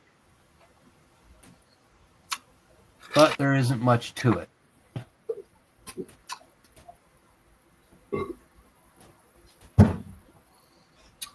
Oh, wait a second. Here. Let me do one more trick for you guys. This ought to be very helpful. This is one of the reasons why I got this switcher.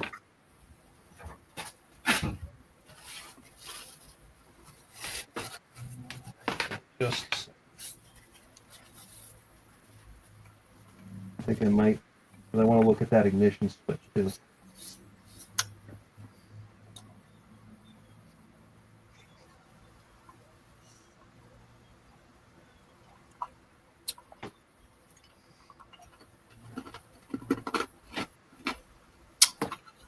Okay. That's the same thing I'm thinking, Arch.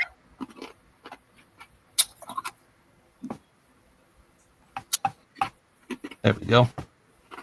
Sorry for all the noise.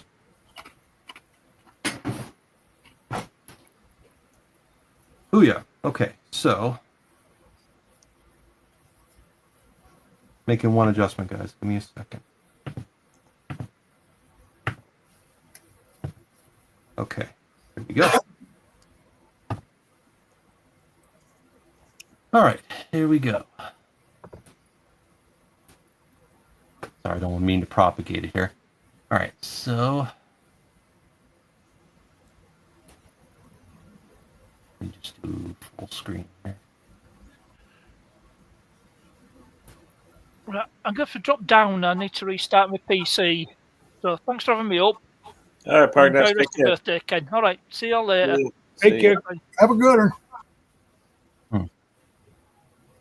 This I've had problems with before. Fortunately, well, it doesn't tell me.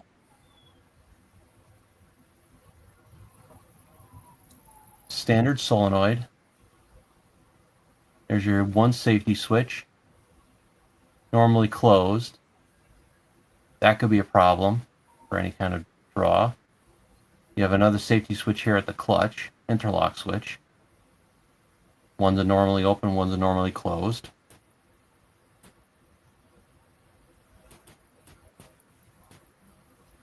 Can you guys see that okay? Yeah. Yeah. So I'm only seeing two.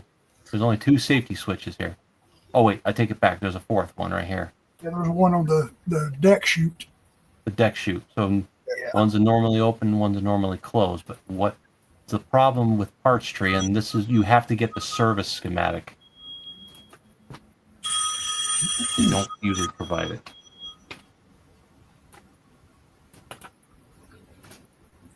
I'm getting over 25 potential spam calls every day. Oh yeah, because of Welcome to our medical. world. Yeah, I'm not seeing. There's no schematic here. Thanks, Simone. I see all the other components here, though.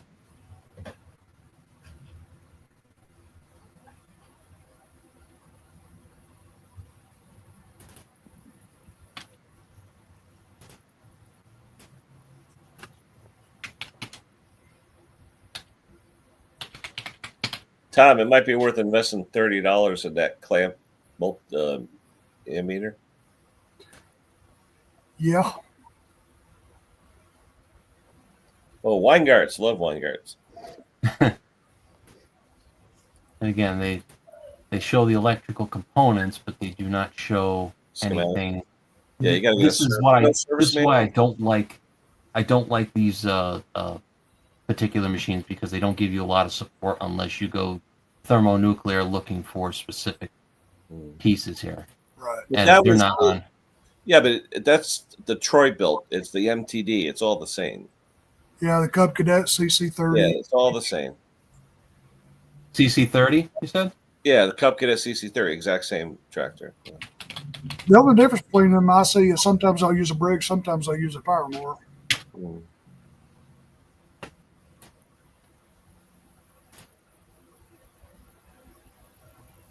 I just need to look at a schematic.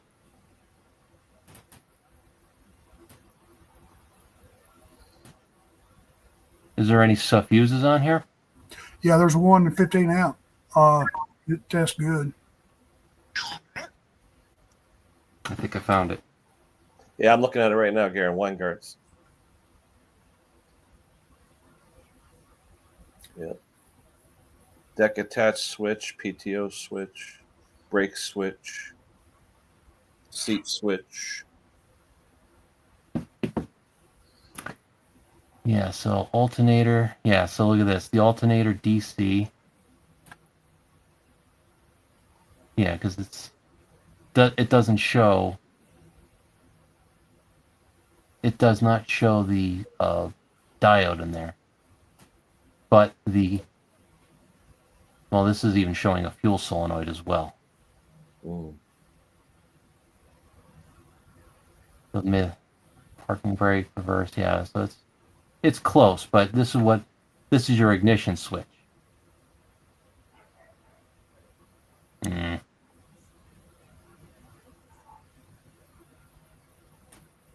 But as you can see, 15 amp alternator. What's that part number For the coil, for the alternator? Yeah, 592 828. 828. Oh, that's a half moon. Yeah. Yeah, you're never going to get more than 60 watts out of something like this. So the high voltage don't mean nothing? Nothing. This is what they put on snowblowers. Yeah. Just for the light. Yeah. This is 5 amps. This is a 5 amp setup. I believe that's what. Yeah.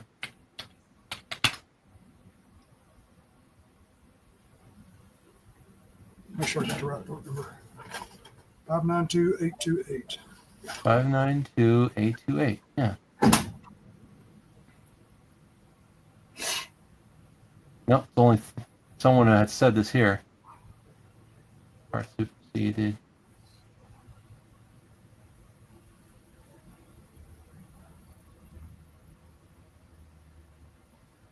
Oh, it's on a wrong form here, but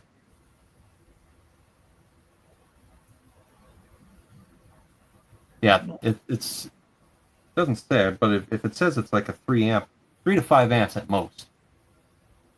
But for a small battery like that, yeah, you can wind up going beyond the 14 volts. So I guess we just got a bad battery. I don't have to tell you.